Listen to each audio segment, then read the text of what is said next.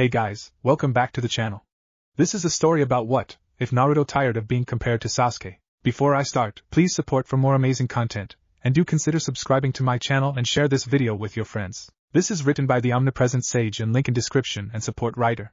Let's start the video. Chapter 1, Team 7. Naruto had both his legs hooked around a tree branch, hanging outside down. He had his eyes closed, seemingly focused and ignorant to the world around him, the bliss and calmness of meditation. Sasuke could never chill like that. Not with the raging thoughts that wreaked havoc within his mind. Though he'd admit it to anyone, he was envious of how Naruto could be calm at times. It wasn't that the blonde didn't have his own demons tormenting him from within. But despite it all, he was normal. Infuriatingly, the blonde used this to gloat that he was a more mature and controlled compared to him. It irked him at times. He disliked it when Naruto lorded his superior emotional intelligence over him. Sasuke glanced at Sakura. She sat under the same tree, reading a book. Most likely a romantic story. She should be reading useful things, like ninjutsu, but there she was, reading useless things and then depended on her teammates to save her life. How she was even in their team mystified him at times.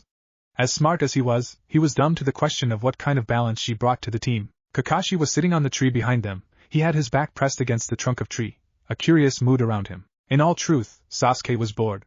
Frustratingly so. This break was long. Whenever they were done with their missions, their pace in returning home was always tortoise. It got to him. There was nothing to do than just talk. And everyone else always had something to do when they took breaks, aside from him. At this rate, he was even going to miss Sakura to sweet-talk his pride. An idea came to him, and he did a swift lunge into the air, his body twisting clockwise, while he stretched his right foot. Naruto opened his eyes in a snap when he sensed an attack. Sasuke was in front of him in midair, twisting. Naruto immediately crossed both his hands across his face, predicating a kick from the Uchiha. Sasuke did indeed attempt to kick him with his right foot on his face. The kick slammed into his defense. It managed to hold on, but the force made him lose his grip on the tree branch, and he was pushed backward. Once he let go of the tree, Naruto flipped twice, trying to balance himself to land graciously. "What the hell, team?" Naruto shouted before he could even land on the weedless ground. He sent a glare toward his teammate, standing a couple of feet away from him. Sasuke shrugged his right shoulder carelessly. "You were wide open. Doesn't give you the right to attack me like that. You know how hard it was to finally close out all the voices. You shouldn't grow too comfortable. We are not yet home." Naruto was a little incensed that Sasuke was being nonchalant about this whole thing.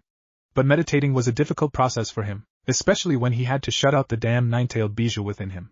It took joy in tormenting him with whispers of hatred and so forth. He still had to shut out the horrors of Orochimaru's bone-chilling laughter, the many fears he had about being captured by that snake and stripped onto a table while Kabuto poked his body with needles and scissors. It took much inner prowess to climb those barriers for Sasuke pull him out simply because he was bored. "You could have just asked?" "Well, there is no fun in that." Sasuke smirked. "You're taking competition way too far, team. If you're bored, take a nap." Sakura released a tired sigh, shutting her book. She glanced between her teammates. Naruto was still glaring at Sasuke. The whisker marks seemed to sharpen whenever he was angry. Gone was the orange, replaced by a crimson long-sleeve t-shirt, short dark blue pants and shinobi boots of the same color. A pouch was tied around his right thigh. Sasuke wore his usual blue and white. For some reason, he seemed to enjoy making Naruto angry. They usually argued. Sometimes, over who was the better shinobi. It was all good-natured, most of the time. She glanced at their sensei. He was sitting pretty, giggling perversely while he read his book. It was like he was ignorant that his students were going to end up in blows once more. It was harmless, but the two lacked timing. They would even started in front of the Sandaime Hokage. She shook her head. "Be nice, you two." "Naruto, you don't have to get angry," she lectured, shooting a threatening glare at Naruto. Sasuke would just toss that look to the side and ignore her, but Naruto's response caught her a little off guard. Not because of how harsh it was. He was at times stone cold in his treatment when she did something stupid. What caught her off guard was the delicious word he used, boyfriend. "Tell your boyfriend to stop attacking me whenever he sees an opportunity. I know his mighty pride was wounded after I won, but he needs to get over it." Sakura only heard boyfriend. She blushed deeply, trying not to steal a glance at Sasuke, but she did it anyway. The Uchiha looked stone-faced. Any thought she was having was quickly crushed, and the look on his eyes stabbed her on the chest. Her deep shade was quickly replaced by anger, perhaps trying to reflect Sasuke's thoughts. Or maybe anger that he seemed indifferent to the broad of being her boyfriend. Either way, she could only look at Naruto. "Stop teasing Sasuke like that," she yelled at Naruto. The blonde blinked, while staring at her. He grinned and then burst out in a loud annoying laugh that echoed through the trees, causing even the resting birds to flee. He was laughing, pointing a finger at her. It caused all sorts of emotions to twitch within her. This sight was a little familiar, and the reasons usually varied. "You were actually thinking about Sasuke being your boyfriend, weren't you?" He laughed once more, settling on his butt. Sakura grew angry. That kind laugh she'd heard before. It frustrated her. It crushed any dream she had with Sasuke. Just you watch, Naruto. Sasuke will belong to me one day, she wanted to say, but she bit her lip. I wasn't. Naruto's eyes flashed. The blue seemed to radiate with mischief as he held out both his hands. Of course not. You'd never have such thoughts. You don't love Sasuke after all those baiting words, Naruto said them in a slow and purposeful tone before turning to Sasuke. Hear that, teen? Sakura doesn't love you. She does not love you. He's lying, Sasuke. I low. Sakura halted, slapping both her hands across her mouth to stop herself from saying what she nearly uttered. Once more, Naruto's laughter disturbed the peace, making her red. In anger, she hurled her book toward him. If he was closer, she just punched him on his gut. If he didn't decide to dodge anyway. Seeing the incoming book, Naruto waved his right hand and caught it. Before he could pass off another comment, he sensed movement from behind. Kakashi landed soundlessly behind him, still holding his book. All right, you have rested enough, let's move. The Jonin announced, Lonai still staring at the pages of his book. Just when it was getting fun. Naruto mumbled, getting up. He looked around for his bag and then walked over to get it. He smiled, handing Sakura her book. She girl just snatched it from him. Naruto shook his head, placed his hands inside his pockets and looked ahead. They were within the Fire Country, returning from another C-class mission. He considered them mightily easy these days. But Sakura would never agree with his assessment. And for Kakashi, it would just be meh. The Jonin could look indifferent to any situation. Though, it was not as it looked. The only one who had his back was the brooding bastard who was now in the lead. Kakashi glanced at Naruto, who was walking by his right side, and then his eyes fell on the back of Sasuke. Sometimes, you'd think this team was dysfunctional. Naruto and Sakura could be like water and oil at times. Then again, with her disappointing attitude, she was at times at odds with the boy she was evidently obsessed with. It reminded him of Obito, but the dynamics were different in this team. But the Uchiha was still the jealous type. And unlike Obito, Sasuke had deep hatred that at times scared him. Naruto was the only other person who seemed to be able to handle it. Unsurprisingly, Naruto's whole life couldn't be defined without hatred taking a large chunk of the explanation. A lonely life that has found some tonic in this team life. At least, he thought that way. Can we not request another mission when we get home? Naruto asked, staring at Sasuke's back. Did Sasuke-kun hit you hard? Sakura asked, apparently genuinely worried for him. She was mocking him, he knew. Naruto had to hold himself from laughing. She had these eyes of concern. It would be something if she wasn't mocking his thirst for missions. He never rejected any, as long as they were not those damn chores they called D-rank missions. But he wasn't the only one, was he? Of course, the devoted Sakura would never put him in the same bracket as her future husband. Am I that bad? Sakura stared at him, unblinking. You'd remove bandages and flee the hospital if we were going out on a mission without you. Even if you had clutches, you'd stumble all the way into a mission. I always flee the hospital, Naruto shrugged. My point exactly, but I'm considerate to my condition. Be paused, digesting things over. You speak facts? Kakashi wanted to flip a page, but Naruto's request was strange. Naruto abstaining from a mission was the same as an Akimichi rejecting roasted meat, dipped in hot sauces. He closed his book, with much protest from his love for the seduction Jiraiya always wrote. He then pocketed the book and glanced at Sasuke. He didn't seem to have any interest, but he could see the Uchiha had both ears working overtime, so not to miss anything. After all, the first thing he was willing to openly agree on with Naruto was the demand for a better mission. Sasuke had his reasons. Naruto had his reasons. Both wanted to be stronger, for different ambitions. Sasuke was walking toward the path of hatred while Naruto was trying to conquer the hate that has threatened to drown his very existence since the day he was born. At least for the blonde, he could assume that much. Nobody in this village could claim to know what Naruto was thinking. Not even the best intelligence collectors could observe Naruto and form a conclusive report on his thoughts based on his behavior. He wasn't predictable. Sometimes, it appeared to be by design. Why? Naruto looked up. The sun was out in full force, just above their heads. But the shades of the leaves at times stood between it and them. After a moment, he shook his head, clearing his thoughts, and looked ahead. Ever since the wave mission, we've done a handful of missions. Each time we seem to face stronger opponents. I have long realized that the shinobi world is not all fun and throwing cool jutsu around as we thought. We need to constantly reflect and improve ourselves. The only person who seemed to still live within a bright world augmented by delusions was Sakura. Even till this day, she didn't appear to take things seriously. Then again, why did she have to worry about pulling her weight when her beloved Sasuke was always at her corner to defend her? Their sensei exacerbated the issue by not voicing his displeasure over her progress as a kunoichi. But who was he to judge? She'd probably tell him off if he tried. Best to just put his hands inside his pockets and keep his mouth shut. Continuing, Naruto added. I realize that anything can happen. We saw deaths in our first mission. We haven't been forced into that path, but eventually we will. I want to take some time to improve. Each mission always shows you where you lack. Kakashi smiled. He didn't need to even confirm with Sasuke if he agreed with his teammate. Naruto made sense. Perhaps better than the rest of his teammates, he understood that one day, it was going to be kill, or be killed. He didn't wish for them to live this kind of life. But the more they were exposed to dangerous missions, the more they saw the ugly truth of the shinobi world. I'll speak to the Sandaime Hokage when we arrive. The Jonin replied and turned his eyes to the back of Sasuke. But did not address the Uchiha. You should also take the time to train as well, Sakura. But if you need any help, I'll be around to help. Naruto rolled his eyes, knowing full well the moment they got home Sakura was going to take a long bubble bath, and then spend the rest of her time colluding with her sinister personality of ways to seduce Sasuke. The rest of the journey was quiet and peaceful. By the time they reached the hidden leaf, the sun was already starting to color the sky a bit bloody. The large gates welcomed them.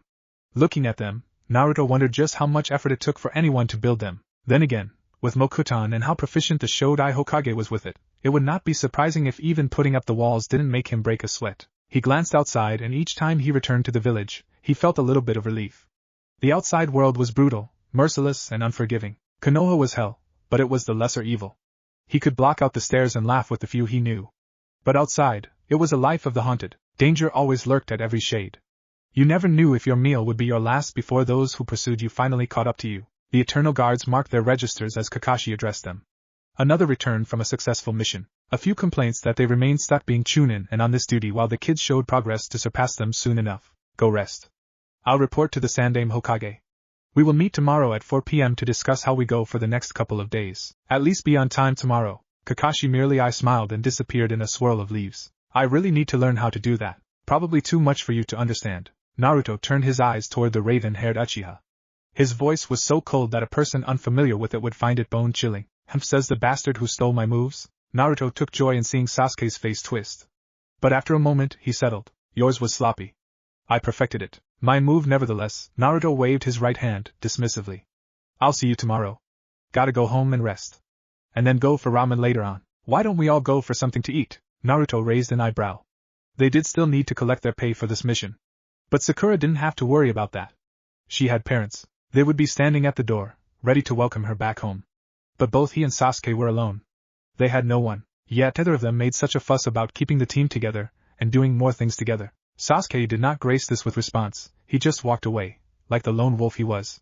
Naruto sighed. A couple of months ago, or maybe weeks, he would be offering to go with her, even when knowing she'd reject him and then put a knife through his heart. He'd do it, just to puff her up a bit. But he was no macho. And so, he smiled, and then waved his right hand, leaving the girl alone. Instead of walking through the streets, Naruto jumped into the rooftops. For a moment, he stared at the Hokage monument. A mask of indifference settled for a couple of seconds before being replaced by a smile. He had to endure this. After jumping around, Naruto finally arrived home. His damned apartment. The place he has lived since the orphanage became so toxic even the Sandaime thought it best he live alone, even when he couldn't even take care of himself. Even a sadist like Orochimaru would have found it too difficult for a child to live there. Pulling out his key from his pouch, Naruto stuffed it inside the keyhole and unlocked the door. He stepped in and then shut it behind him. He removed his boots right at the welcome mat. Loneliness welcomed him. The cold then that often made him miserable when he reminded himself that others were probably laughing and maybe even arguing with their parents. He didn't have that. He never had it to begin with. It was nonetheless much better than being stripped onto a bed, with needles poking over his body. That torment was both physical and emotional. At least he had now learned to live with the bitter loneliness. Kyuubi brat, huh? Naruto smiled sadly as he walked away from the door. He shook his head, walking over to his bedroom. He threw himself onto his bed, and faced the ceiling, both hands stretched out. He smiled. Things would change. He would change them. He was going to conquer this. He was Naruto Uzumaki after all. And even with the curses and bad fortune it brought, he was the Jinchuriki of the Kyuubi, and he took pride in it. It was his badge of honor. He couldn't run from it. When you have failed in your futile attempts to win them over, come to me and I will take over your body, show these village true hatred. Naruto shut off this discouraging voice. Nothing would keep him from his dreams. Not even a mountain-sized beija that honestly frightened the nerves out of him. But the Kyuubi was wrong about something. Did Naruto care to win over the village? The wealthy question. Naruto was just never going to correct it or anyone who presumed to know his motives. It was fine that way. It was much easier for people to ruin you when they knew the roadmap. Hokage office. Hiruzen looked up from the stack of papers on his desk, glancing at Kakashi.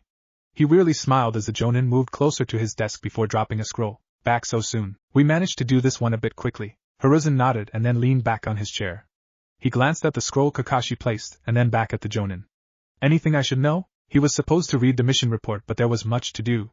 He couldn't always read every little report on this desk. Sasuke's Sharingan has matured farther. In a couple of more months, it may be fully matured if we continue on the same path. One person who'd rejoice on the progress was Danzo. Although out of character, if Danzo suddenly burst into the office with a bottle of alcohol, calling for a celebration, Hiruzen wouldn't be shocked. But more than any, the one person who would jump was Itachi. It was good news. Hiruzen should be happy that Sasuke was becoming an asset to the village. But the Uchiha had issues. He was major red flag, a flight risk. With each day, the danger was more and more clear. He hadn't done anything to make them wary, but his contempt for Itachi, and seemingly unquenchable desire to kill his brother, was evident with each passing day. There was nevertheless some good news in all this mess. The bonds he was making, especially with Naruto, would maybe persuade him to be grounded. I trust you're paying attention to the situation. I am. Kakashi replied with a nod of his head. The last Uchiha business didn't hold that much value to him, but Sasuke was still an important asset to the village, and he had to take care of him, and so was Naruto. Good and Naruto-kun? 13 long years since the Kyuubi incident, and the greatest blunders of his tenure as Hokage. And still, Hiruzen could never quite climb over the bitterness he felt over how things have turned out with Minato's son. If not handled with care, it may have blown up on them and the village would have suffered massively. Likely it would have given the villagers ammunition and the comfort to say they'd been right all along. Naive, Danzo was right about him. Ideals were good. Even at times, to hope was the only thing you could muster, but he had been naive and maybe childish to actually think the villagers would accept Naruto. When had he even seen it? In his dreams maybe. He should have known better, but he wanted to hope. For what exactly, Hiruzen couldn't tell. As a result of his naivety, Naruto has suffered greatly.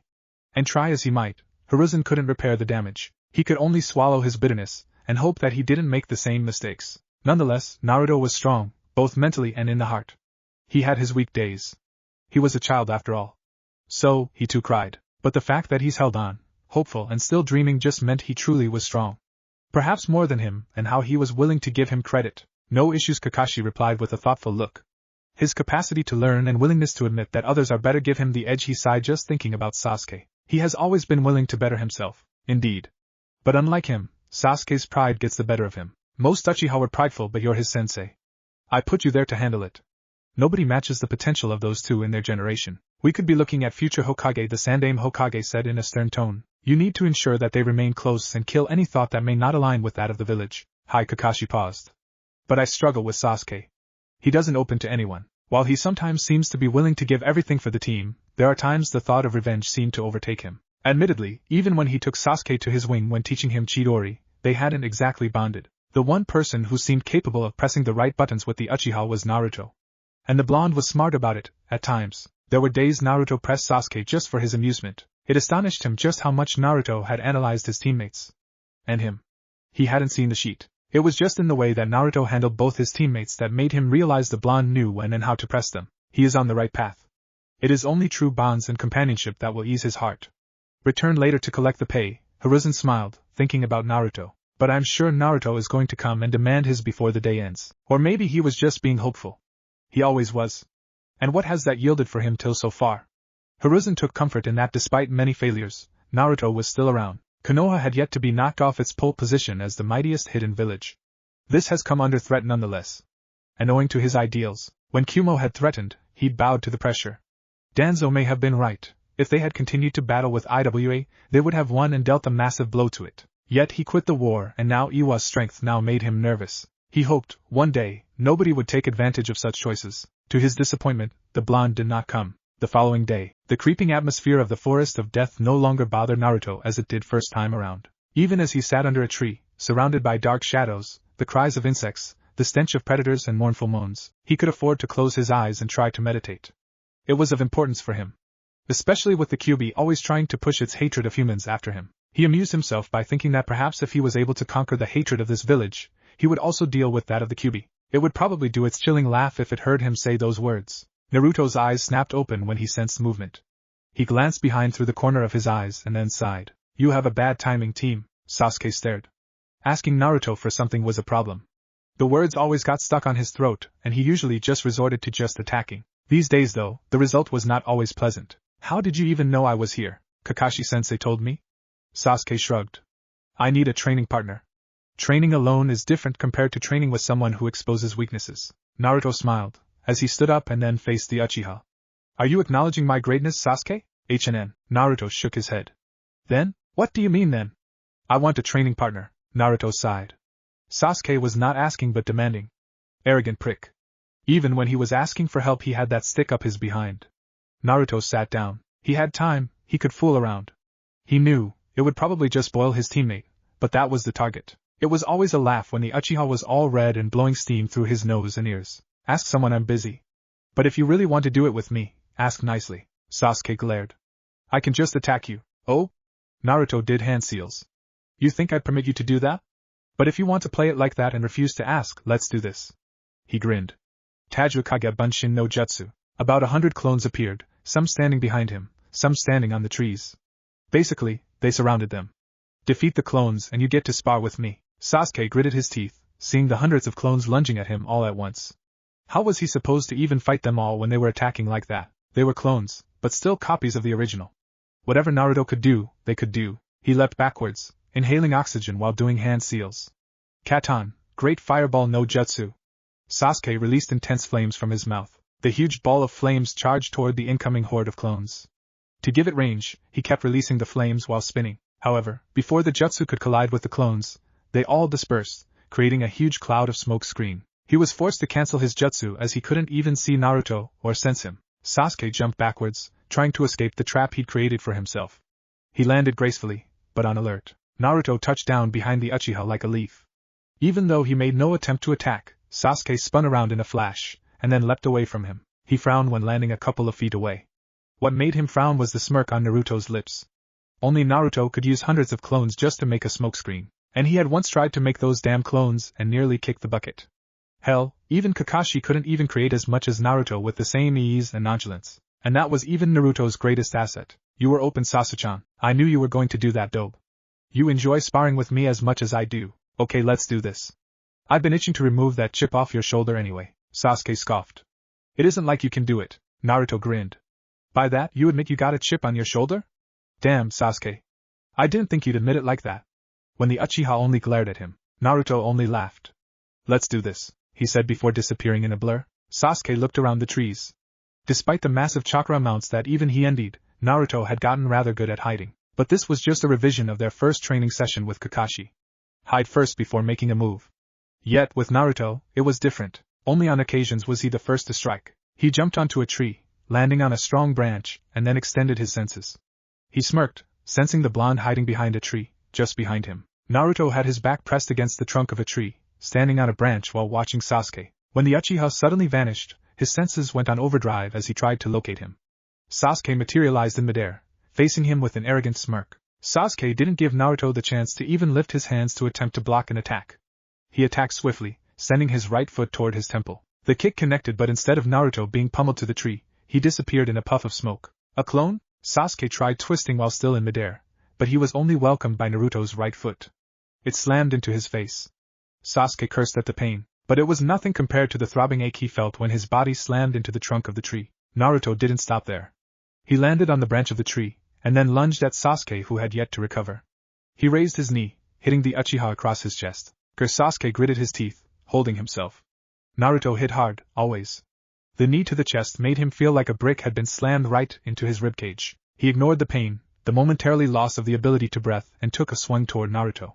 The blonde saw it and jumped away. Smirking, Sasuke took out a small shuriken and then swiftly hurled it toward the airborne blonde. While airborne, still facing Sasuke, Naruto tried to shift his legs to the sides to avoid the shuriken.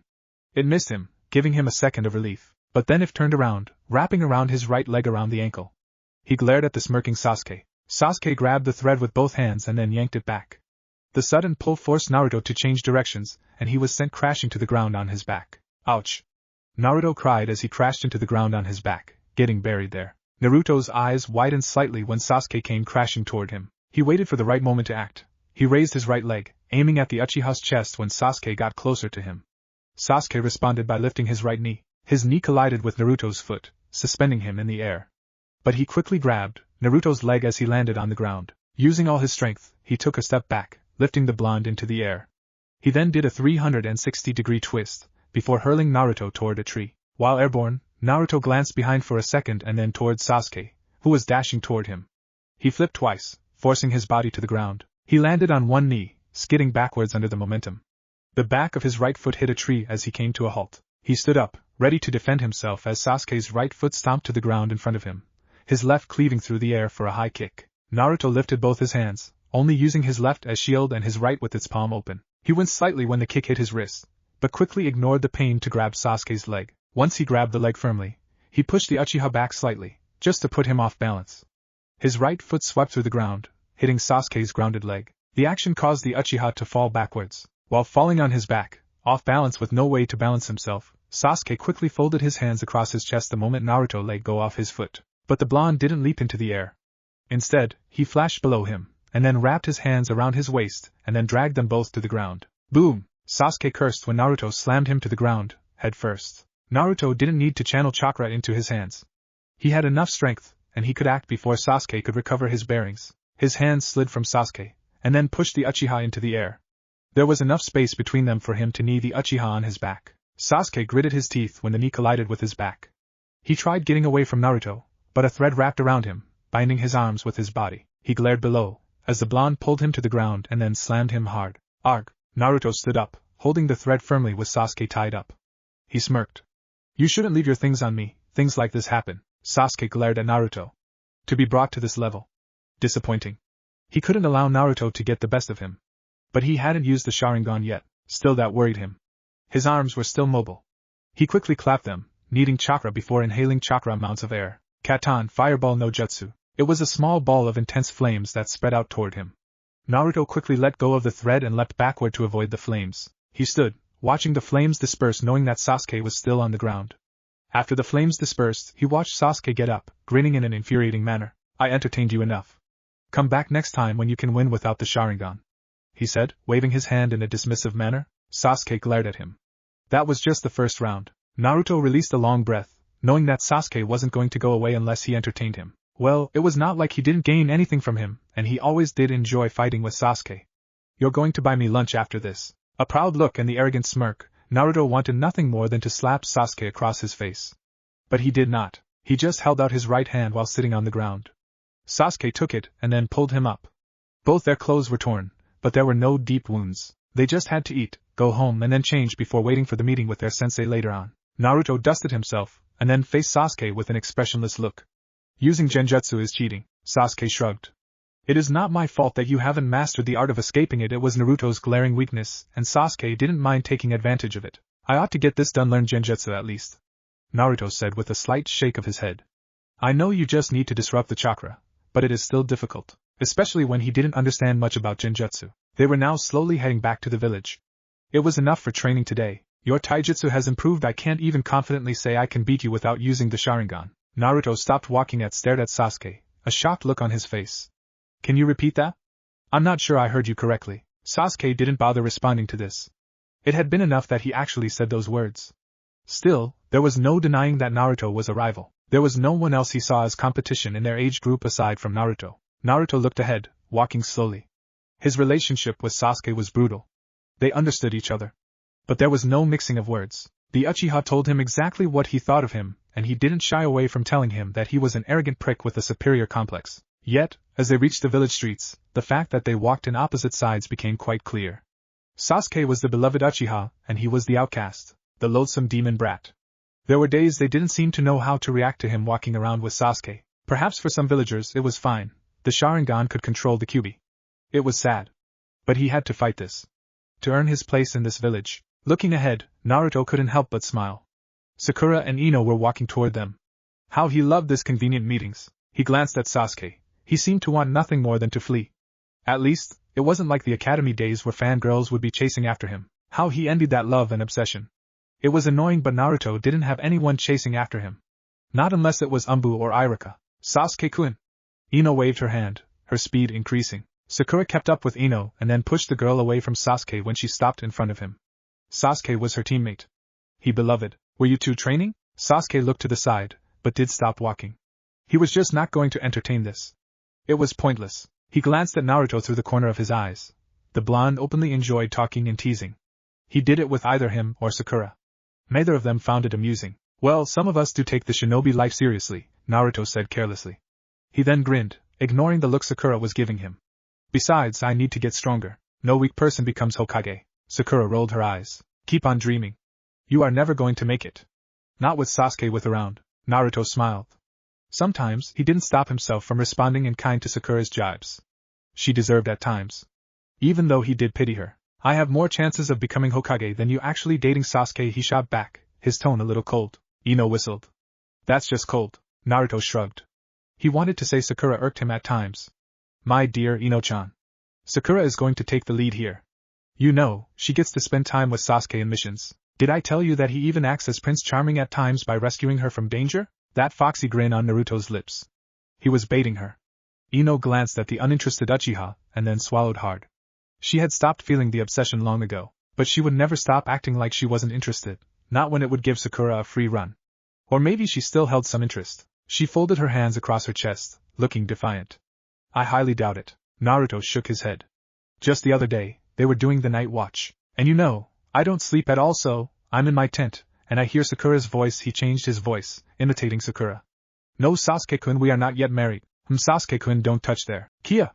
Sakura shouted, her face all red. She lunged at him, trying to punch him. Naruto quickly hid behind Sasuke to avoid getting hit. You were actually thinking about it, weren't you? Sakura faced Sasuke for a moment, and then looked away. Why did Naruto have to be like this? He was always trying to make her look like a fool in front of Sasuke. You truly are a pervert.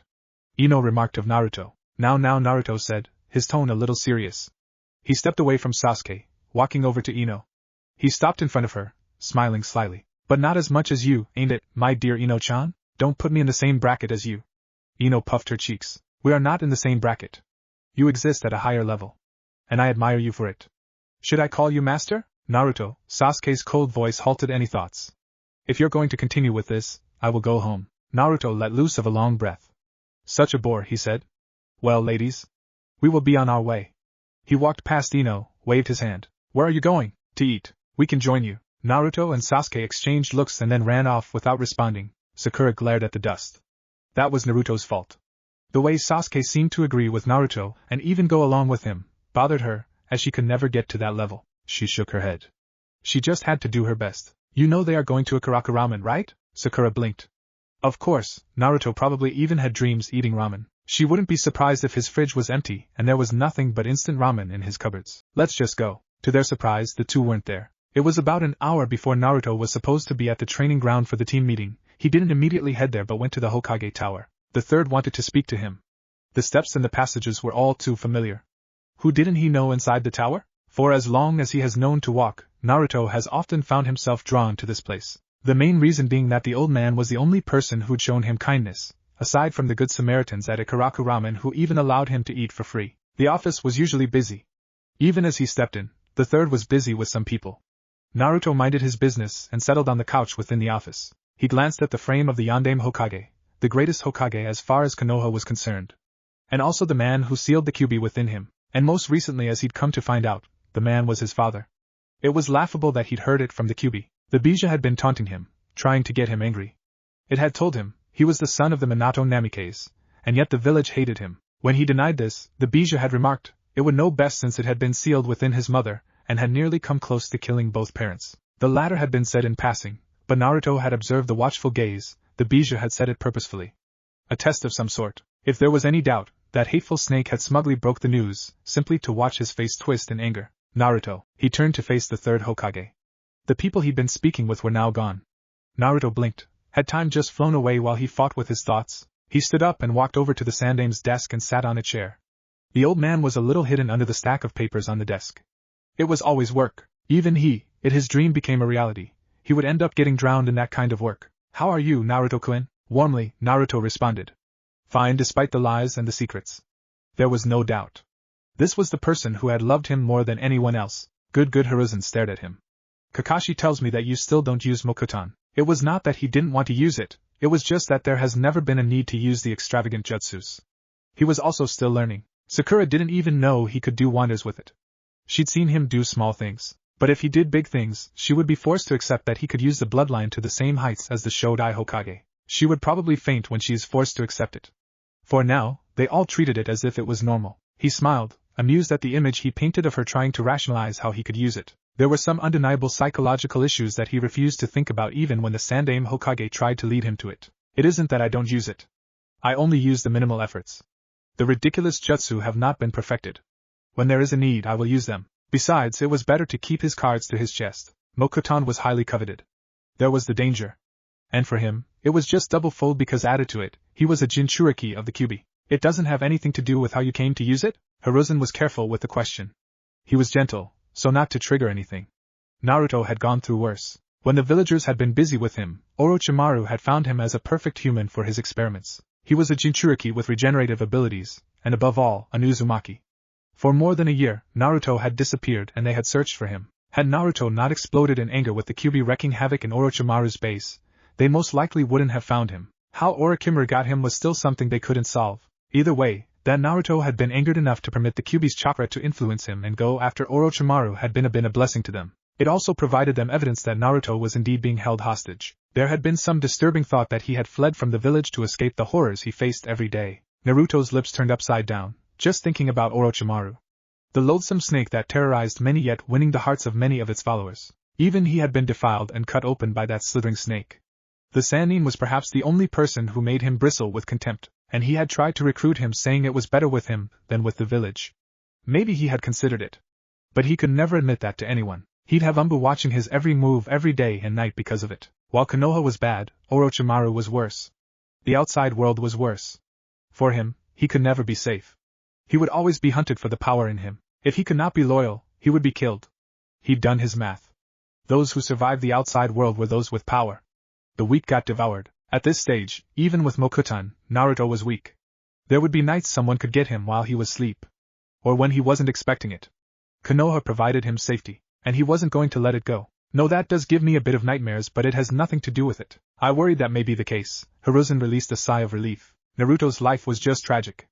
A tragedy that Kushina would not have wanted for her son, and would not have stood for. But this was on him as Hokage. Still, things looked better now. There has been days he found Naruto holed up in his apartment, a miserable look on his face. But now he smiled. He had friends and got along with his team. It made him happy that Naruto was finding that happiness. Yet, a part of him worried that as Sasuke was lonely, the loneliness within Naruto may not be solved that easily. After all, after team sessions, back in his apartment, he was all alone. I told you about Yamato, right? Naruto nodded. If you ever need help with anything, please come to me. I'll arrange for him to help you. It would be good for the village if Naruto used Mokuton in outstanding levels. It was not that his use of it was not already good. Maybe he could even do more than Yamato. The problem was that Naruto was secretive about it. Even at missions, he did the minimal things and used his other skills to get ahead. When I need the help, I'll ask. He'd never been the one to deny himself that opportunity to grow because he refused to ask help. Maybe then some people would have refused to help or even tried to sabotage him, but things were different now. Of course, how Hiruzen wished things were like the old days. There was something different. Ever since Naruto was found in Orochimaru's bases, there seemed to be a line he was not willing to cross, a line he'd crossed on way back then. Maybe there was something Naruto knew. It hadn't been a pleasant talk when it came to the Kyuubi, and the fact that he had decided to keep it from Naruto, even lying when asked, but he hoped Naruto would eventually speak to him. The Sandaime opened a drawer and then took out a scroll. He had never even given this to Yamato. But Naruto could do with it. This contains some jutsu used by the Shodai Hokage. I cannot stress its importance to the village. I'm entrusting it with you, Naruto. Accepting the scroll, Naruto beamed. He had begged the third for some scrolls because he wanted to learn by himself, but the old man kept him away from it. I'll take good care of it, Gigi. You're never to take it with you outside the village. If possible, study it within your apartment using Kage Bunshin. Once you have memorized what you need, bring it back, he then smiled. And of course, I'll want to see your progress. That was something he couldn't deny the old man. He grinned. He could offer that much and he was sure the third would be impressed. Training Ground 7. Where were you? Naruto raised an eyebrow, looking at Sakura. She was the captain already. She took note of everyone's time. He wouldn't be surprised if she even had time register. At any environment, she would be rather good. She had excellent chakra control, but hardly a feat worth noting since she had just a tiny bit that was pitiful in his eyes. Aside from taking registers, what good was his teammate for if not obsessing over Sasuke? A waste of talents, but she was still his teammate. If only she wasn't completely irrational when it came to her beloved, then she could be reasoned with. Talking to the Sandaime, Naruto said, pushing past the girl. He laid on his back under a tree, resting his head on his hands while facing up. Sakura settled beside him, stealing a glance.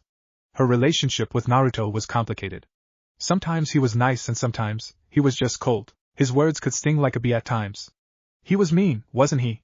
But to others, it was all jelly. Where is Sasuke-kun? Sitting on the tree behind us. Sakura immediately jumped and tried to look for her beloved. Once she saw him, she spoke.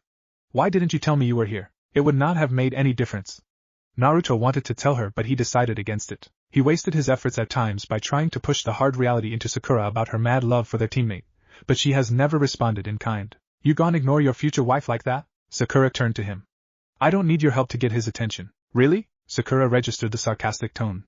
She realized, given the look in Naruto's eyes, he'd make a snappy comment if she responded harshly. She glanced at Sasuke for a moment, and then sat down beside Naruto once more. Why do you have to be like that? She asked in a quiet tone. Naruto shrugged. Trying to save you. Sakura rolled her eyes. And I deserve a cold response when I tried to save you from your dream of becoming Hokage? Naruto glanced at the girl. She was in that mood now. Speaking to him like he was her teammate, and the one who has saved her life more than once while her beloved Sasuke chased after their target. What makes you think Naruto Uzumaki cannot achieve his dream? He refers to himself in third person. Sakura smiled. But what was the reason? Nothing really. Just that he wasn't Sasuke Uchiha. The Hokage was someone loved by the village and Naruto wasn't by any stretch. After a couple of moments, Kakashi arrived. The Jonin called Sasuke to be closer. The Uchiha appeared, leaning against the trunk of the tree, hands folded across his chest. I've decided that we can take 2 weeks rest. But I expect all of you to continue training. Just know that if we are wanted for a mission, we will have to go. We must always be ready to serve. Hi, Naruto responded, getting up. We missed the last Chunin exams. When are we going to join? While still genin, we cannot do higher ranked missions. The exams are held every 6 months. Each village holds own exams. We will discuss that at a later date. Kakashi stared at Sasuke. I didn't think you were in a hurry to become a Chunin. I just want to get stronger. That response should have been predictable, but Kakashi had hoped for something else. He shook his head. If you need anything, find me. He disappeared in a puff of smoke. Well, Naruto could use with some reading. And he needed to find a genjutsu master in this village to better learn the style, or else he would continue to fall for Sasuke's tricks. Allowing the team to get one over was nothing more than a boost to his bloated pride and Uchiha's superior complex. I'm going to the library to read some books. Are you going to be there tomorrow? Naruto glanced at Sasuke through the corner of his eyes. A hateful bastard whose hatred for his elder brother would only make the bijou within him giggle with pleasure. The only debate would only be whether the Kyuubi's hatred for humans and especially Konoha is more than the hatred Sasuke harbored for Itachi. Thinking of the elder Uchiha, Naruto shook his head. The mention of the name was the only thing one needed to trigger Sasuke's anger. He lacked control over his emotions. Sometimes he truly looked like an unstable person who could blow up at any moment. But he was a friend and the only person who could understand his pain and loneliness. Naruto thought he needed to indulge the Uchiha a bit, just until he was able to twist him a little. A work in progress, but he would soon need to dip his fangs into the Uchiha's neck. Sure, Sasuke was gone the moment he finished talking. Naruto just rolled his eyes and then started to walk away. Wait, Naruto, Sakura called, rushing over to him. Let me join you. Naruto raised an eyebrow. What is with that look? I'm just surprised you'd willingly join me for a round in the library. I've gone to the library more than you. And your newfound love for knowledge has only started since we became genin. Change is inevitable. Chapter 2, Different Faces. Oh great, here comes a problem. Kiba grumbled, seeing Naruto casually walk toward them. It wasn't that Kiba necessarily hated Naruto, he just disliked the effect the blonde had on Hinata. And his often sly way of talking. If they were in front of people, he usually ended with a red face, painted with either humiliation or extreme anger. Hinata quickly turned around, forgetting whatever she had been doing with Kurenai. The Genjutsu master released a long breath as she too turned to the incoming blonde. Shino was the only one whose reaction was much more subtle. Then again, Kiba had competition, and with Hinata it was the object of her affections. What do you want? Kiba stepped forward, Akamaru along with him. The dog growled, though Naruto's reaction was an amused mask, which only seemed to make Kiba angry. What's so funny? You, team, you want to receive a beating? From you? Wouldn't it be more appropriate to say a biting? In that case, no, I would rather not. Kiba glared for a long second and then let loose of a long breath. He was getting worked over, and if he continued, Naruto was just going to press him and laugh all the way to Ikaraku Ramen. That is no way to treat someone, Kiba. Kurenai's voice was stern. And she had her eyes right at Naruto. You don't know him well, Kurenai-sensei. That was true. Kurenai knew of the blonde. Who didn't? All the Jonin knew of Naruto Uzumaki. If you went to the streets and asked about a blonde with whisker marks, they'd point to him. But Kurenai had never spoken to him. Not once. She didn't even remember being so closer to him that he could step on her shadow. So, she didn't know him. She had never displayed any curiosity in knowing him. He didn't make any trouble with anyone. Mokutan? There was a rumor, but the village didn't confirm it nor deny it. But that was still not enough to interest Kurenai. He was here now. And she wished she knew him. Kiba could be rude. But he wasn't hostile. Dogs will always bark when they feel their territory is under dark. Naruto's voice was light, almost careless. But Kiba, why must you display wild instincts like this? I don't like you.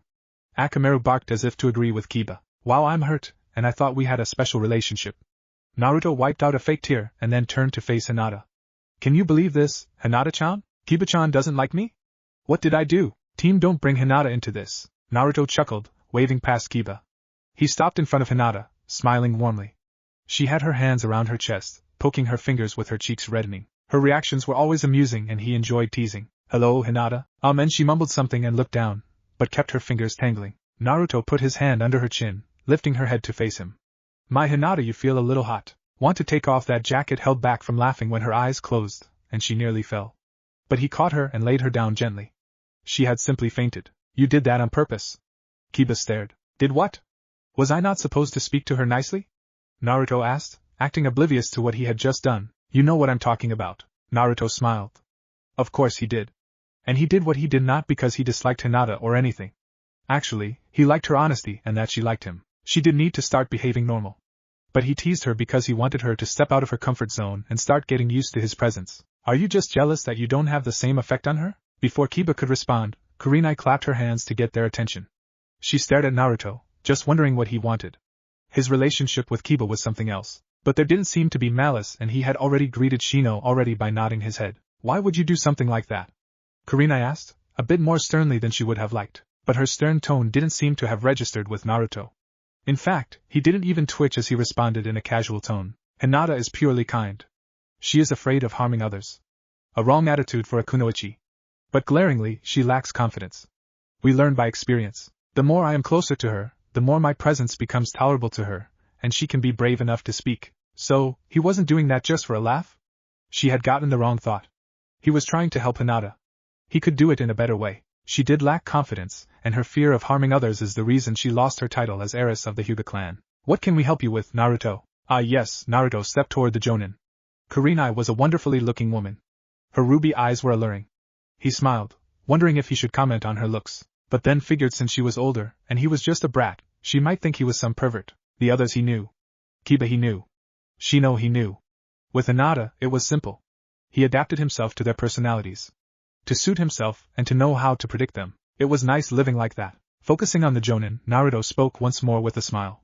Kurenai Yahi, should I call you Kurenai-sensei? That is fine. Kurenai-sensei. Then Naruto's expression changed slightly. It was a little more serious. I have been training and my teammate has exposed a fatal flaw in me. Genjutsu. I have been told that you are the best genjutsu user in the village. And I want to learn a couple of things.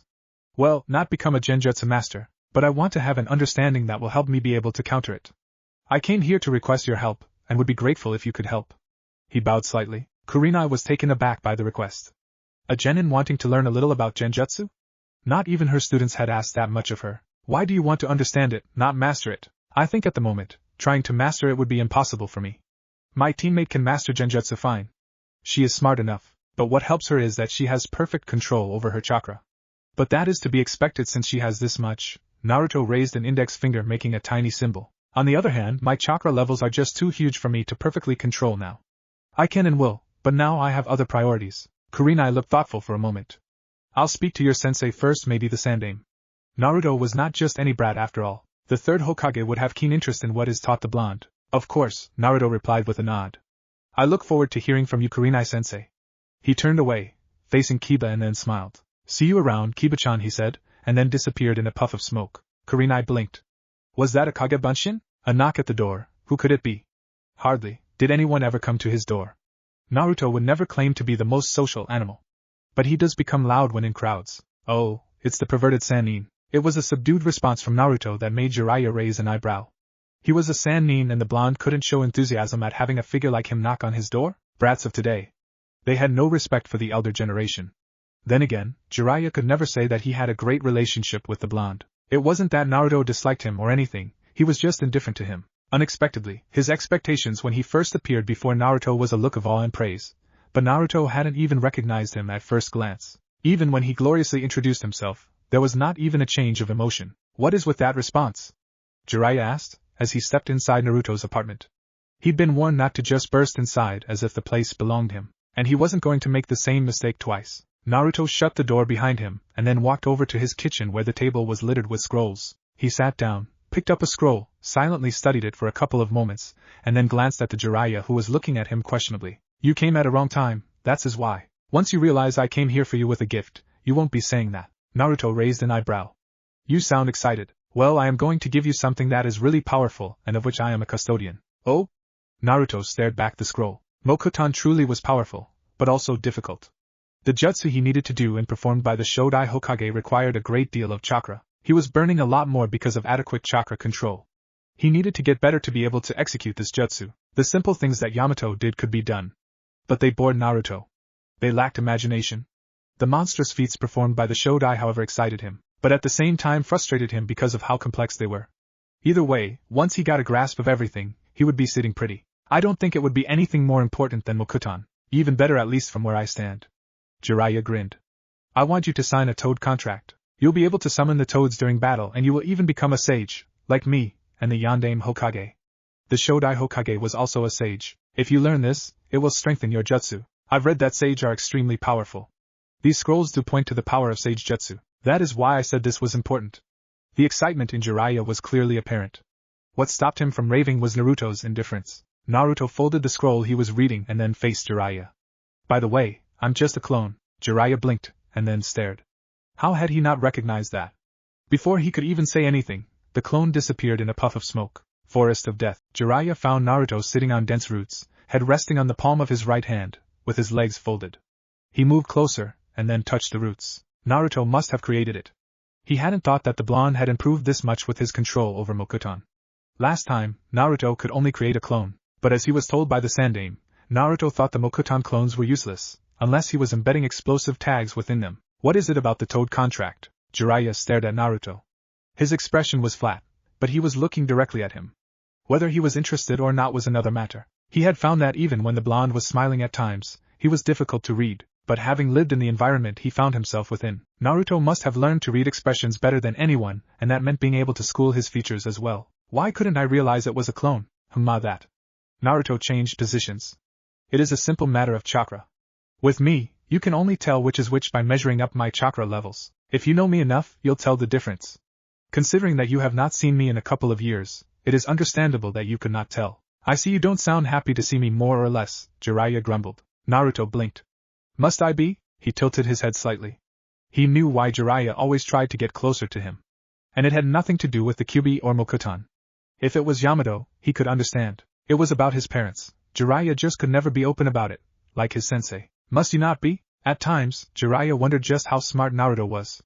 Sometimes, he thought the blonde was manipulative. There was evidence to back it up. It was just something he felt whenever Naruto opened his mouth. At this, he thought that Naruto was trying to take him toward another subject that he didn't want to entertain. I don't see a reason I should be. You are just Jiraiya the Toad Sage to me. There is no other relations I could speak of. If it was Kakashi-sensei, I could smile. He is my sensei. Naruto shook his head and then changed the subject. The contract. Why do you want me to sign it? I want to take you as my student in the near future. Oh, that is surprising. That would be cool. Naruto stood up. But we can talk about the contract then. I'm little familiar with how that works, but I suppose toads would be a lot more helpful as partners in battle compared to Kakashi-sensei's summons. But it doesn't answer why I must be your student. You rarely take students. Must there be a reason for wanting to take a student? Yes. There has to be reason. It is either it is something personal, or you just see the potential and want to mold it. That is reason enough. Naruto already knew the reason. He knew, but he didn't like people trying to get close to him under false pretense. Weren't there enough lies already? Must there be more to it? Jiraiya frowned. Naruto wasn't that starved of affection that he was willing to jump into the hands of anyone who showed him care. Perhaps he'd underestimated his strength, and that he would have thought that just by simply showing up, the blonde would be all over him. It wasn't a matter of trust. Or maybe it was. After all, Naruto wanted to know the reason behind his goodwill. Jiraiya had reasons, but he didn't want to share. This was all going to give him a headache. The third is my sensei and he has asked me to look after you. You are a valuable member of Konoha who uses Mokuton. We have high hopes for you. The Sannin then grinned. You want to surpass even the Yondaime Hokage, don't you? I was his sensei. I can help you. Naruto jumped from the roots and landed beside Jiraiya. He held out his right hand, stared at it while deliberating events that could have possibly unfolded. The Sandaime couldn't have forced this on him. If anything, a better teacher for him was Yamato. If the old man was going to force a sensei on him, it would be his fellow Mokuton user. Jiraiya couldn't assist him with his training in that regard, so it wouldn't make complete sense for the Sannin to be forced on him. I have been alone since I was born, Jiraiya-sama. Mokutan? Is that the only thing valuable about me? I have asked myself this question time and time again. Sometimes it is about the Kyuubi. I wonder, is it the only reason the Sandaime is even close to me? If it was because of the bijou, then he would have made sure I learned to control its power. But the Sandaime sees me as a child. I think, if it was possible, he'd rather I not even use the power. But that is just wishful thinking. One day, I will have to use this power. He glanced at Jiraiya at the corner of his eyes. I've already said, we can talk about the contract when we get to the stage where I learn from you. Is there anything else? He was losing this battle. The Toad contract was his entrance to Naruto's life. And what was that reasoning? It made him cautious. Wary even, but he resisted the urge to look at Naruto with suspicion. You have no issues studying under me? My strength is my own and I already live under the cloud of the Kyuubi. My desire is to carve out my own identity. I do not want to be known as the student of the Sannin. I want to be Naruto Uzumaki. He looked up into the burning sun. Quickly he looked away. I've been known by other names. Kyuubi brat. Demon. Many things. Studying under you gives me the chance to learn more valuable things. But I won't become your apprentice. The Yondaime was your apprentice, yes? If Jiraiya was not saddened by Naruto's talk he would have been trying to argue with him. But he could understand. To want Naruto to adopt his ideals would be denying him what he has been denied all his life, an identity that he crafted for himself. That is fine. Is there anything else? You done training? You kind of ruined the mood. Besides, I'm feeling a little hungry. I need to eat. Rest up for there's more training later on with Sasuke. Naruto smiled. And I'm not refusing your help. But there is one condition. What? I'll tell you when you come to tell me we should begin our training together. Hint. I lived my life not knowing why I was hated, every night asking myself why I was called a demon, the Kyuubi and other names, and that was because the old man refused to tell me. Had I known, things would have been simple and less painful. Making me sign the Toad contract means I become the next Toad Sage, your successor. If that is going to happen, if I choose to permit it, you'd have to start by showing me all your cards. If not, I will walk alone. I've done that for most of my life, building my own strength. And I know I can continue with it. Of course, he was only going to accept Jiraiya's help if he couldn't find the secrets behind the Shodai Sage Jutsu. Signing the Toad contract would be made pointless if he could attain the same sage power as the first. How is it even going with Mokutan? Jiraiya asked instead of responding to Naruto's statement. A look of frustration washed over Naruto. Frustrating, he replied. I suppose I do require guidance from Yamato. Jiraiya found Kakashi at the memorial stones. The Jonin was standing still, unmoving with a dark cloud hanging over his head. Some things were never going to change. The Jonin was still ravaged by guilt and regrets. His life has truly been a tragedy. It was no wonder he had failed prospective genin over the years, because he did not want the tragedy to repeat itself. Jiraiya stopped by the Jonin's right side and stared down. Rin. The teammate Kakashi had killed. He glanced at the Jonin through the corner of his left eye and spoke. We need to talk. Naruto? Kakashi responded after a few moments of silence. Yes. Kakashi continued staring at Rin's name for a couple of seconds before responding in a quiet tone. You spoke to him. If the Sannin was like this, then he had met the blonde genin. A complicated person, yet a person who took things in a simple manner. Perhaps it was because he had seen much worse. There would be no denying that. Yet Jiraiya paused, spreading his senses around. Once satisfied, he continued speaking. What am I missing? How far is he even with Mokutan? Kakashi adopted a thoughtful look on his face.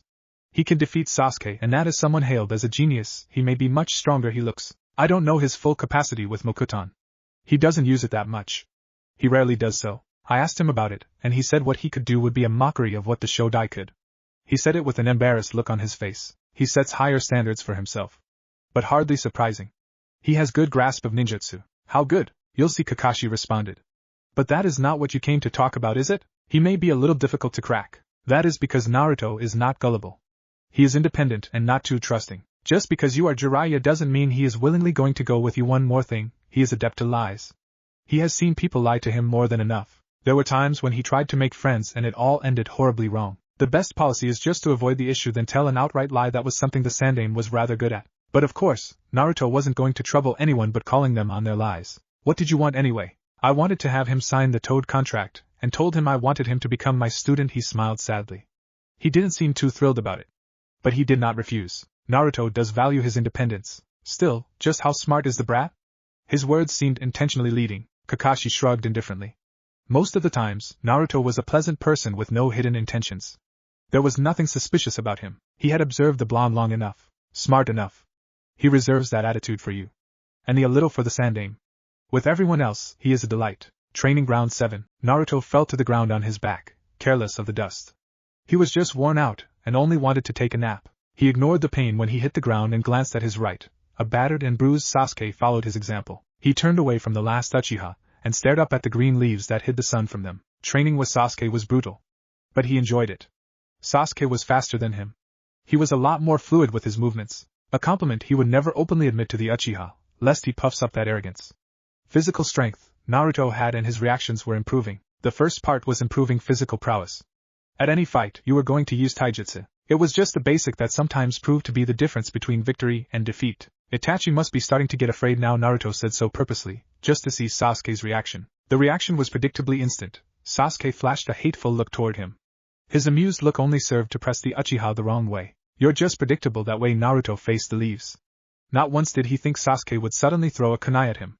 After all, this was his partner. In missions, Sasuke was the one who watched his back, and he did so diligently. After a long moment, Sasuke bottled his anger, and then responded. When are you going to start using that bloodline? You're going to ignore that talk just now. There is nothing to talk about, Naruto snorted. If you end up getting filled up by hot air, it is something to talk about. I fear that the day he appears before you, you are going to recklessly attack him even when you cannot even lick his boots. Sasuke glared at him through gritted teeth. You do not understand. Of course I don't know.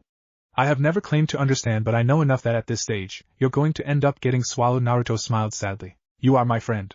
The only person I can truly call a friend in this village, and it would be sad if you did something reckless. How would you react to someone who killed your parents? Your entire clan just because he wanted to test his strength? The anger and pain. The betrayal. Naruto could feel it all. Sasuke must have truly looked up to his elder brother. Naruto could never understand what it meant to have an elder brother to love you. He had no one. Younger, he had come to believe that he may truly be what the village called him. I don't know. I have not yet hated someone to that level. But you know I'm a Jinchuriki. Sakura is ignorant, so it can't be helped. Despite your superior complex, you must know just how I'm treated in this village. The same look you have when you think of Itachi is the same look the villagers give me. Sasuke knew.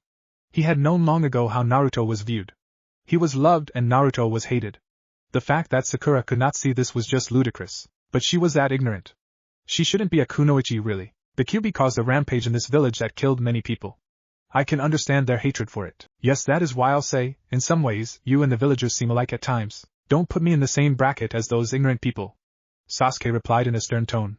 Seemingly offended. I understand their anger for the Kyuubi but not their hatred for you. Does not change anything. You are still the same. Hateful people who cannot see past their hatred. You ought to learn to control your emotions. I'm almost certain that you'd abandon anything just to kill your brother. Killing him is the reason I live. How I pity you, Sasuke. To simply dedicate your entire life to killing just one man. The Uchiha won't be revived. What honor is there in doing so? Instead of trying to create new memories of the Uchiha, you are just going on a dark path. Sasuke snorted. Dark path? What of you? Don't compare me to you, you hateful child. I'm content with my life. I have dreams. I have desires. Negative thoughts? I have them. There is no person doesn't have negative thoughts. The difference is that I don't indulge my thoughts. I master them. I control them. Sasuke wanted scoff, but he knew better. When it came to self-control, Naruto had that. And he didn't seem to particularly hate the villagers for their treatment of him. What is your goal? Sasuke asked curiously. Naruto faced up into the sky and then replied. I have many things I want to achieve. So many things, Sasuke. Maybe you could say I want change. He paused, sensing a new chakra presence. And restoring your clan? Didn't you say you want to restore your clan? Naruto smiled. I'm certain that Sakura will be more than happy to carry your children. Sasuke groaned just thinking of the pinkette. Why did you have to bring her up? Because she is coming. Sasuke's eyes snapped toward the clearing. There she was, blushing all the way toward them along with Ino. If it was not because he was tired, he would be getting up to flee. He hated her affections. They were a nuisance, and she was nothing more than a burden in missions. She did not take anything seriously. If you say anything I find troubling, I'm going to stab you tomorrow when we train. That is just dark, Sasuke. Then again, you are the dark avenger of the Uchiha clan, Naruto said with a laugh. You should loosen up a little. Being stiff and broody is the reason those who know you actually hate your guts. Naruto sometimes didn't mince the words. But Sasuke was not bothered by it. Not even a little. Those insults didn't do anything to him. Is it just how you act all carefree in front of other people but then change when you are alone? I don't even have a need for other people. What I need is power. Oh, you power-hungry fool. If you're not careful, you'll betray everyone one day. The love for power has driven many astray. But you probably don't care about that. You just want to kill your brother, and would even sell your own soul to get the power. Naruto shook his head. It is truly sad. You failed to see what is important to life. He paused, sensing that Sakura and Ino were upon them. Seems like a serious conversation is happening here. Ino was the first to speak as she stopped beside him, staring into his eyes with her hands placed around her waist. Naruto smirked. Well, we were thinking about doing a double date. You know, you and me. Sasuke and his beloved Sakura-chan. He was saying that he secretly does crush over her. Sakura allowed herself to dream, just thinking about a shy Sasuke confessing his love for her. Her daydream was crushed when Ino burst out in laughter. It was just the kind of laugh that shattered all hopes. It was made worse when Naruto joined her. They were laughing at her. She was glared at the two and then looked at Sasuke. They are making fun of you, Sasuke-kun. Naruto snickered when the Uchiha ignored Sakura. Why would you say something like that? You have more chances with him than my dear Sakura. Arg. Naruto jumped. What the hell, Ino? How could you say something like that? I don't swing that way. Who'd even like this brooding bastard? Ino allowed an innocent smile to settle on her lips. Well, you have gone far better than Sakura. I mean, you two have kissed. She was trying to hold herself from laughing. Naruto fell on his butt and then leaned against the tree's trunk. An expressionless mask settled for a second as he replied. Don't remind me the horrors. But I remember you and your gang, led by the cheerleader-in-chief trying to kill me. Who are you calling a cheerleader? Sakura exclaimed, glaring at him. Naruto shrugged. You cheered and encouraged Sasuke at the academy. Even followed him home and then jeered anyone you perceived to be an enemy. Sakura had no response. Always when Naruto and Ino combined, she was always left without a place. She honestly envied their relationship. They never hung together, but whenever their paths crossed, they acted like best friends. Naruto was her teammate, and she couldn't even interact with him in the same way. Then again, Naruto seemed to get along even with the others. He bickered with Kiba, but that had to do with Hinata and it was always friendly. The same could be said about Sasuke. In her silence, Naruto spoke, addressing Ino. I frown with disappointment each time I think that you were actually part of that group, Ino. He said with a stare. The look on his face clearly complimented his words. Ino folded her hands across her chest. I was a child then. She huffed. You're an adult now? I've grown. Don't you know? Once we become shinobi, we are no longer considered children. Those are just words of a brat who wants to enter the world of adults a little too early. Naruto shrugged. What brings you here? We just came to check up on you. Kakashi-sensei told me you were training here. Sakura answered. Their usual training ground was currently off limits. The Umbu were supposedly using the forest for something and they were told to keep out. You spoke to Kakashi-sensei? It was Sasuke speaking, for the first time since the two girls arrived. He seemed curious about that. Well, Sakura smiled brightly. I wanted his help about my own training. I don't want to be left behind the two of you, and besides, she knew that sometimes, she was a drag to the others. Naruto always had to save her when things became dangerous. Things are looking bright, Naruto remarked. So, how about our double date? Who said I want to go on a date with you? Ino asked, staring at him. Naruto put on a hurt look. Wow, I actually thought you liked me, Ino. But I was wrong, he shook his head, smiling sadly. Let's call it a day, Sasuke. I don't think I'll be able to come in tomorrow. I'm a little hurt at the moment. It might take some time to recover. Damn, don't think I can even stand you. Sakura obsesses over you and even the delightful Ino. You almost sound believable, you know. Wait, Sakura butt in, a surprised look on her face. He was faking that? Naruto and Ino looked at each other before shaking their heads. Was there something in particular you wanted? Kakashi-sensei said I could join you too. He said it would help better improve our teamwork. Great. It was not Naruto who responded, but Sasuke. He wasn't being sarcastic either. The Uchiha then stood, and then faced Naruto. Tomorrow, then? Naruto nodded. Sasuke then turned to walk away. Wait, team. Naruto called. You forgot something. Sasuke stopped, and then turned around. He gave that look that clearly said, what? In the most unpleasant way. The chip you carry on your shoulder. Sasuke glared. Naruto laughed. Amused, Ino gave her hand to help Naruto get up. Once he took it, she spoke. Are you always like this? What? Pissing off Sasuke? And making fun at the expense of Sakura? Of course not. I'm a delightful person. He replied with a foxy grin. Sakura doesn't say. Naruto shrugged and leaned in on Ino's right side. And then whispered. Sasuke has her so whipped. I can save her life now while he just watches without interest, and she could go and dream that I was Sasuke who saved her life and wake up the following day believing so. Ino scoffed, but she would not disagree with Naruto. When it came to Sasuke, Sakura didn't want to hear anything. Her devotion and love for him was honestly disturbing. She just could never grow out of her academy days fantasies. She shook her head. At least, since graduating and experiencing a bit more of the shinobi world, she had grown. Sasuke didn't care for Sakura. It was debatable that her friend even saw this. Even if she did, she most likely had some reason or an excuse to condone it. You are her teammate, aren't you supposed to help? Naruto shrugged, removing himself from Ino. I try, he said before turning to Sakura. Be here tomorrow at 8 a.m. He then smiled at Ino. Later, Ino-chan. Ino thought to give him the middle finger, but she smiled warmly. The poor guy already had a tough time living in this village, and he was not a bad person despite what others may claim. She just wished Sakura was a little nicer to him. What is with you and him? Ino shrugged. I should be asking you the same question. He gets in the way. Jealousy isn't a good thing, Sakura. I don't want to hear that from you. Well, Naruto was right. When it came to Sasuke, Sakura was stubborn. But she could understand. She too had been stuck in this kind of life before. She had been a fangirl, competing with Sakura and the other girls, because Sasuke was cool. But now, she didn't think so. Hokage office. The Sandaime smiled pleasantly after Jiraiya stepped into his office. It always gave him some comfort when he saw his only loyal student around. It gave him a pat on the back, always telling himself that not everything he has done was a total loss. He shouldn't even be active now, but he couldn't quit, because his students had disappointed. But at least, Jiraiya was still breathing and serving Konoha to the best of his abilities. When did you return, Jiraiya? Yesterday, the Sannin responded, staring at his sensei. You look a little happier than last time I saw you. I was still dealing with Naruto after he confronted me about the Kyuubi.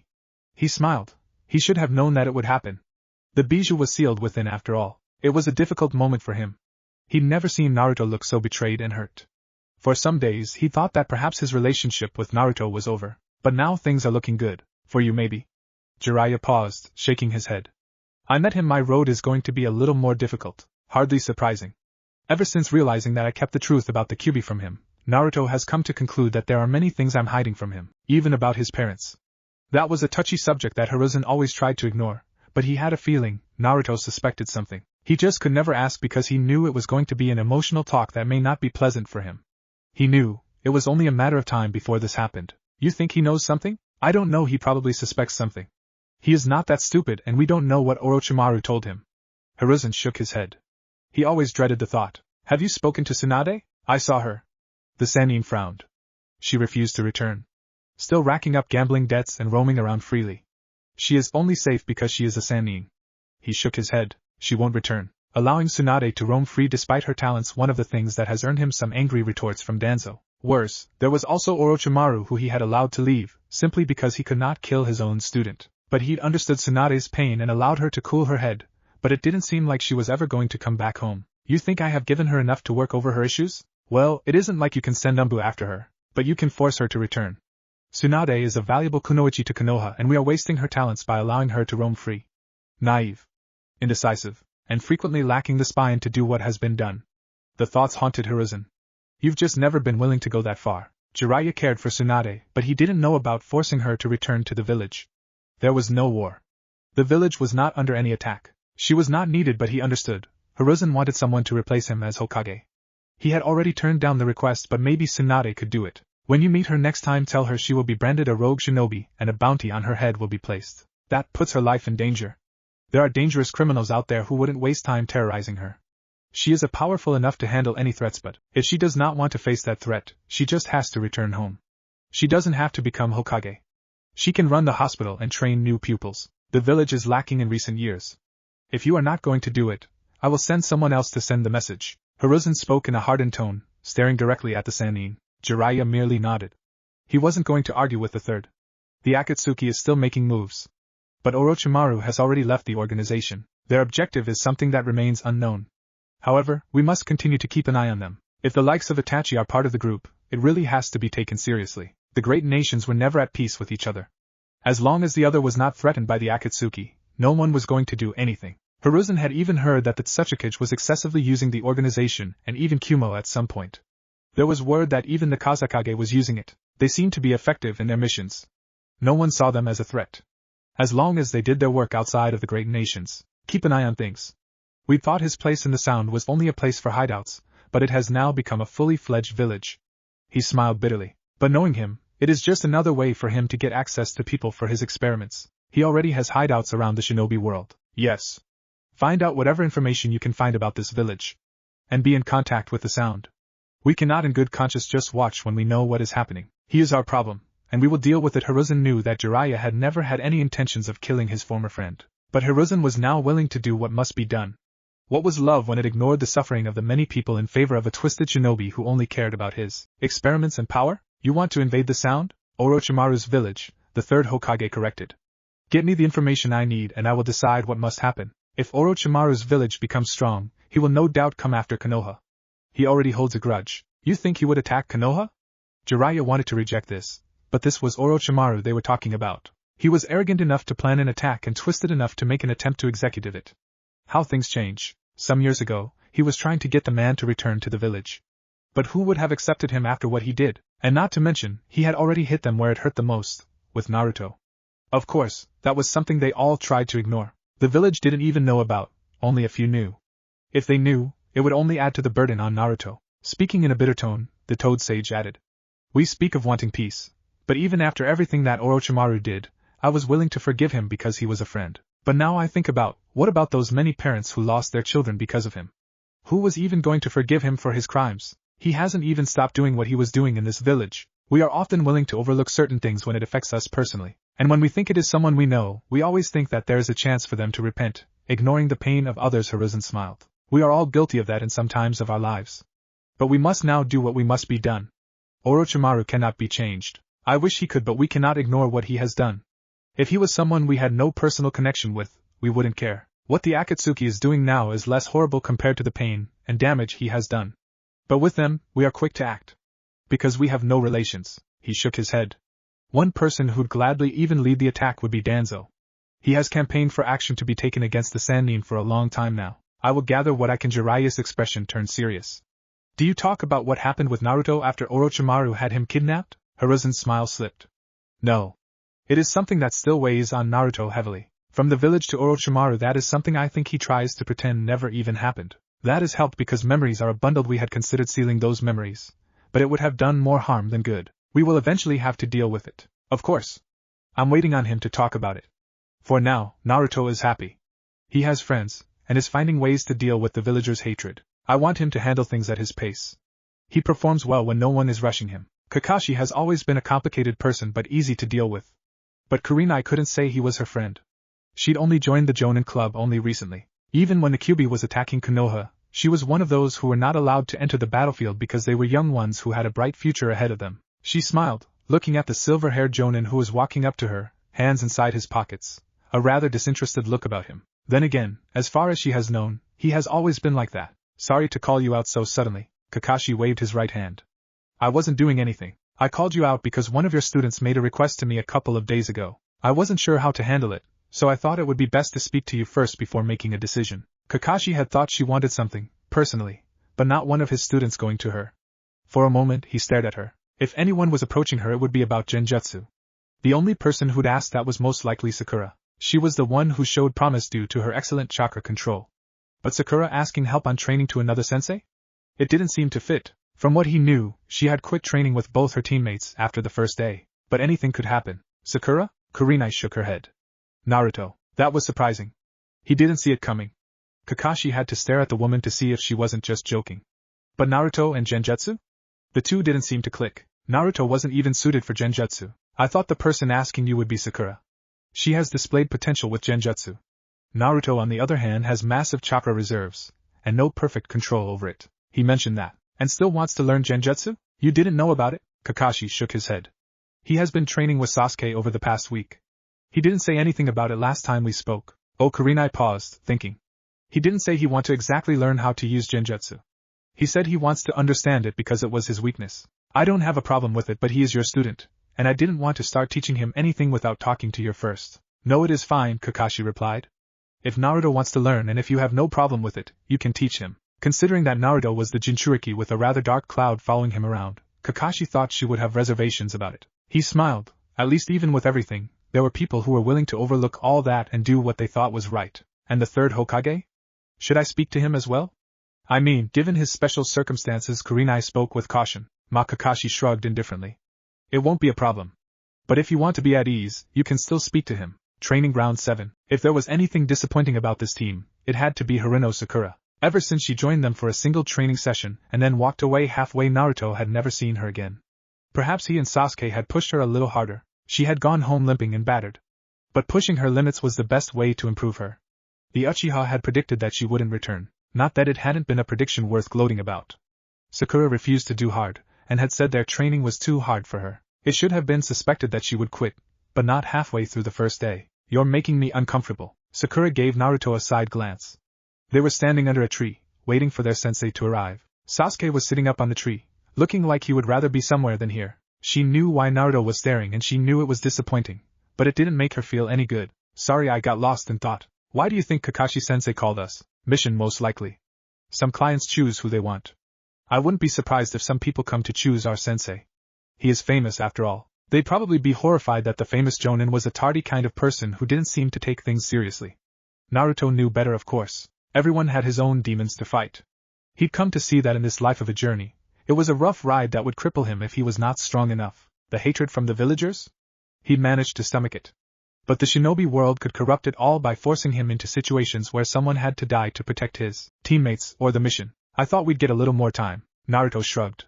He glanced up at Sasuke for a moment before shaking his head. It complicates things, especially if it is one that takes us a little too far from the village. Indifferent?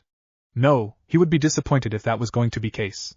After all, he hadn't even heard back from Kurenai to even begin his study of Genjutsu. Yo! Kakashi greeted after popping up in a puff of smoke. Sakura wanted to shout that the man was late, but decided against it. She just sighed and stared at her sensei, hoping that he would not say anything about her running away from training with Sasuke and Naruto. She was glad when he went directly to business. We have a mission. No more training for today. Make sure that you recover and get enough rest. Meet me at the Hokage Tower tomorrow at 1 p.m. sharp, and pack enough gear to last over 3 weeks or more. After saying that, the Jonin disappeared in a puff of smoke. Later that night, still up? Naruto didn't immediately respond, but stared down at the village streets from the rooftop of his building. The sky was dark, but the lights brought in light. However, the alleys were dark and some nasty things happened there. Naruto had seen his fair share of madness while wandering about the night streets as a little boy, trying to find a hole he could crawl into and escape the misery that was his lonely life. Trying to settle my thoughts. Naruto responded in a quiet tone while glancing at Kakashi through the corner of his eyes. Something troubling you? Did he have that kind of relationship with his sensei? Naruto wondered. The Jonin was a good person. He respected friendship and always taught them to value it more than the mission. Just thinking about the future. Nothing seems as straightforward as it does when you're dreaming as a little kid. You're still a child. Well, by the time you were my age, you were already fighting a war. But I think I've heard my fair share of troubles. He stared at the streets once more. Searching the night? I actually wanted to talk to you. This late? Kakashi shrugged. Jiraiya-sama told me he spoke to you about signing the summoning contract. He did come to me about it. Kakashi hesitated for a moment. He would rather have Naruto sign the contract, but simply because he knew how beneficial it would be for the team. Jiraiya had other reasons and Naruto most likely suspected this to be the case, hence his refusal. Unlike my summons which only help when tracking, the Toads can work as the 5th and 6th members of the team. They would offer protection and fire power when needed. As the team becomes stronger despite your ranking, you will do dangerous missions. And the Toads can only be useful. Naruto stared at Kakashi with an expressionless mask. After a moment, his eyes went back to his staring contest with the streets. You give more details than the Sannin. And I'm not sure if you're trying to make me feel bad or not. Because when you say it like that, my decision sounds irrational. Kakashi had flinched slightly when Naruto gave him a look. Even within the darkness, those eyes could be so clear. There wasn't a hint of coldness or hatred. The lack of any emotion was what made his skin crawl. It was not the first time he'd seen such a look from Naruto. I'm not trying to do that. Naruto nodded. You're not manipulative, sensei. I hardly think you'd go that far to your student. You have displayed nothing but love and care for us. He stood up, placing both hands inside his pockets. You're here because Jiraiya is still in the village. And since we leave tomorrow, you want us to have everything we can have. Yes, but I'm still not going to sign the contract. I'm still weak, I know this much. And I don't refuse help because I know there is much to learn for me to grow. There was so much left unsaid that Kakashi wondered if he should ask. But he just kept Naruto's unsaid words and watched the blonde walk away from him. Sakura nervously glanced at the smiling Hokage and then at their sensei. She'd expected to see their client in the office, but they were not here. It was just the 4 of them, and then the Sannin. She shook her head. She had packed everything. There was no need to be nervous, even though this was apparently going to be a long mission. Being away for far too long was normal, but she did hate sleeping in a tent. It was part of being a kunoichi, she just had to get used to it. The Sannin gave Kakashi a scroll and then dismissed them from the office. The 3 genin went outside and waited for their sensei. Is your team going to be alright? It might get dangerous, and since you're going far away, it would be better to be safe. The payment is enough for such measures. Kakashi shook his head. We are fine. Sasuke is able to fight a Chunin on his own. And Naruto can use his shadow clones to overwhelm even a Jonin. Together, they create quite the pair.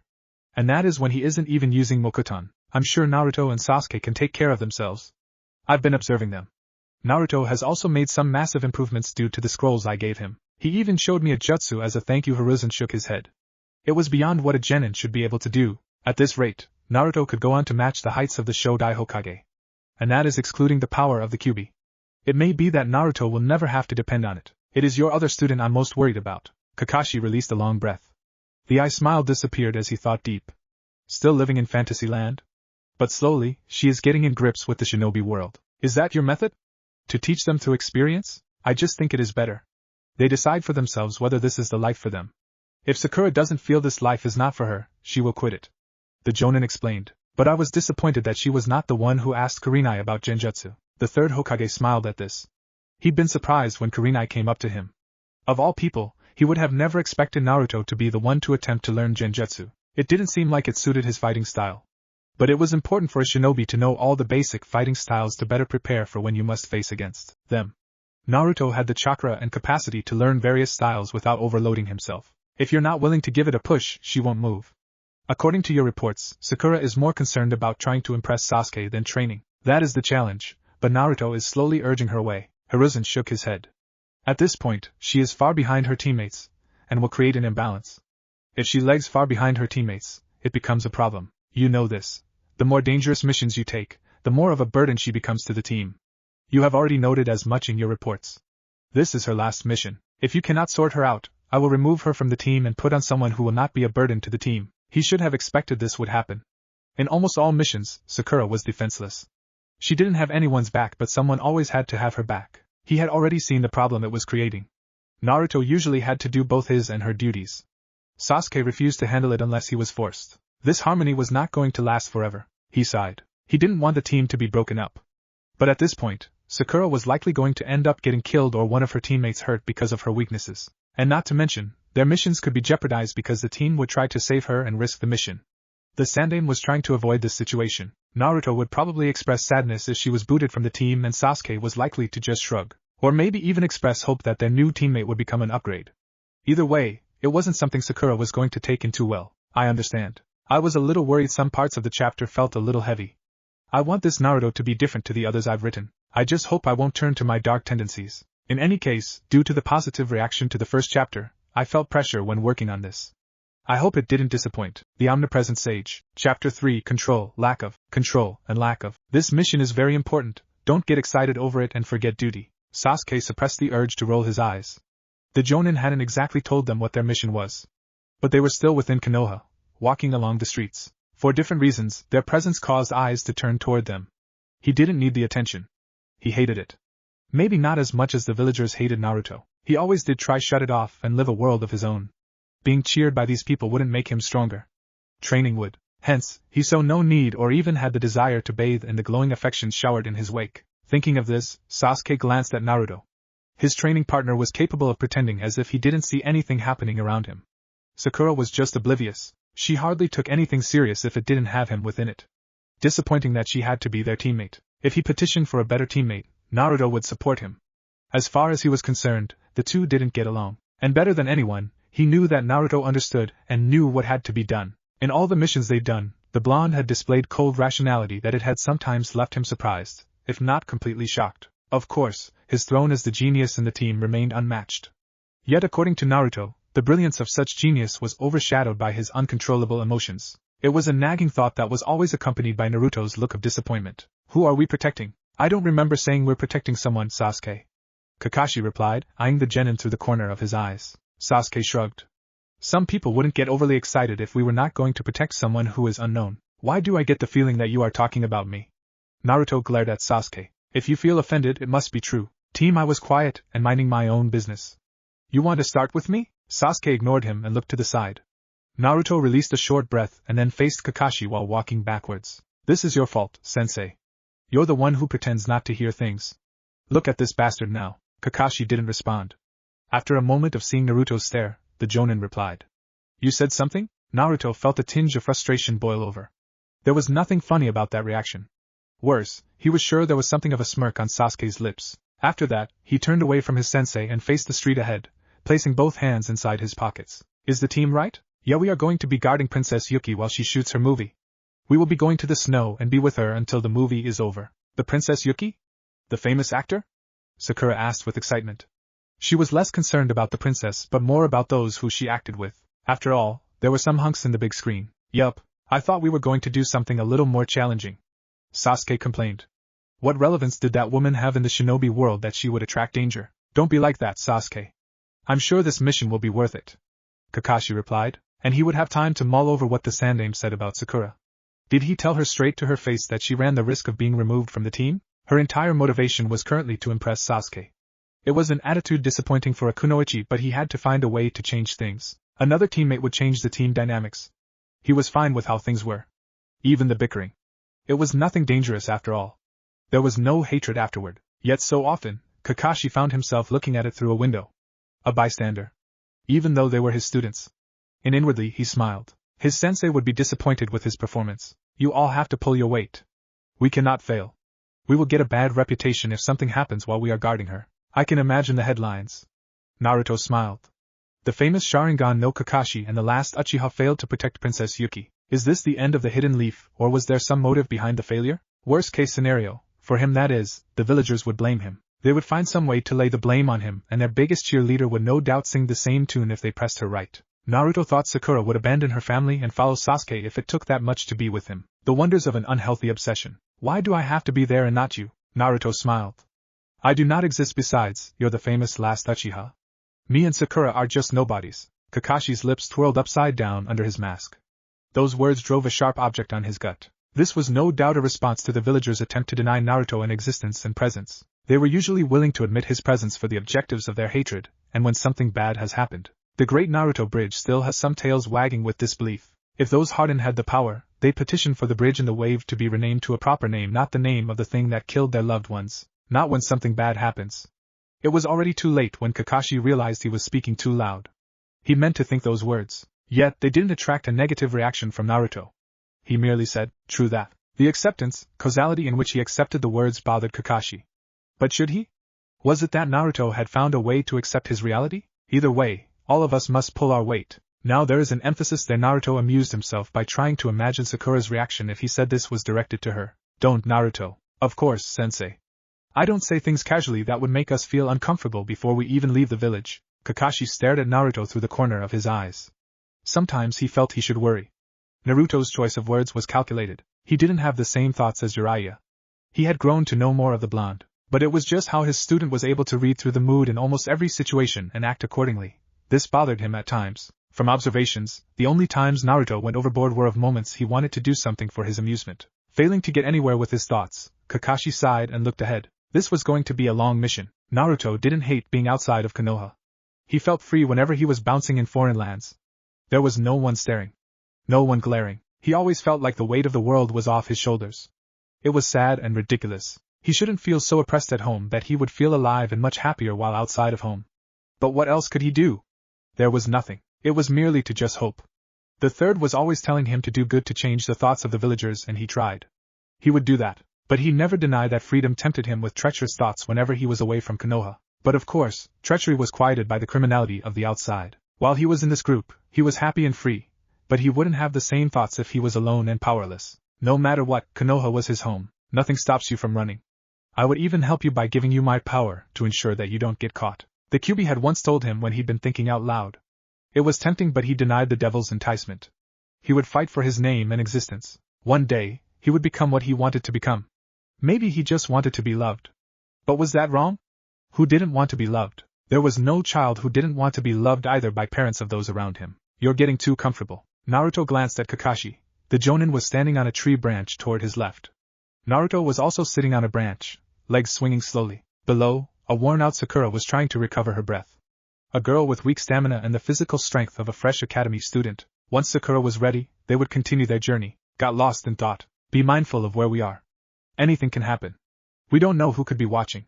The fact that they hired us means that they assume there is a problem. Wasn't it like their first mission outside the village?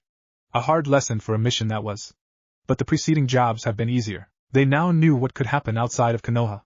And they have become exposed to the killing intents of other dangerous criminals. There was no more near misses with wetting their pants in fear now. It won't happen again. Kakashi nodded. Something bothering you? Naruto shook his head. I'm just thinking about things. He'd never dare say how he enjoyed being away from Konoha. Though the Sandaime would never admit it, Naruto knew there were such labels called flight risks. If he ever said anything that raised alarms, he would have Umbu watching his every move in the village. It would be unnecessary as Naruto had no intentions of leaving Konoha. But one just could never be trusted so simply with such thoughts. Kakashi smiled sadly. Unpleasant things, it seems. Well, there are a lot of those in my mind. This team is my happy memory. Don't. Kakashi trailed off, sensing a murderous intent. This feeling. It was not an average shinobi. How had they even managed to get this close? Naruto was immediately on alert and jumped down, landing next to Sakura. Sasuke did the same.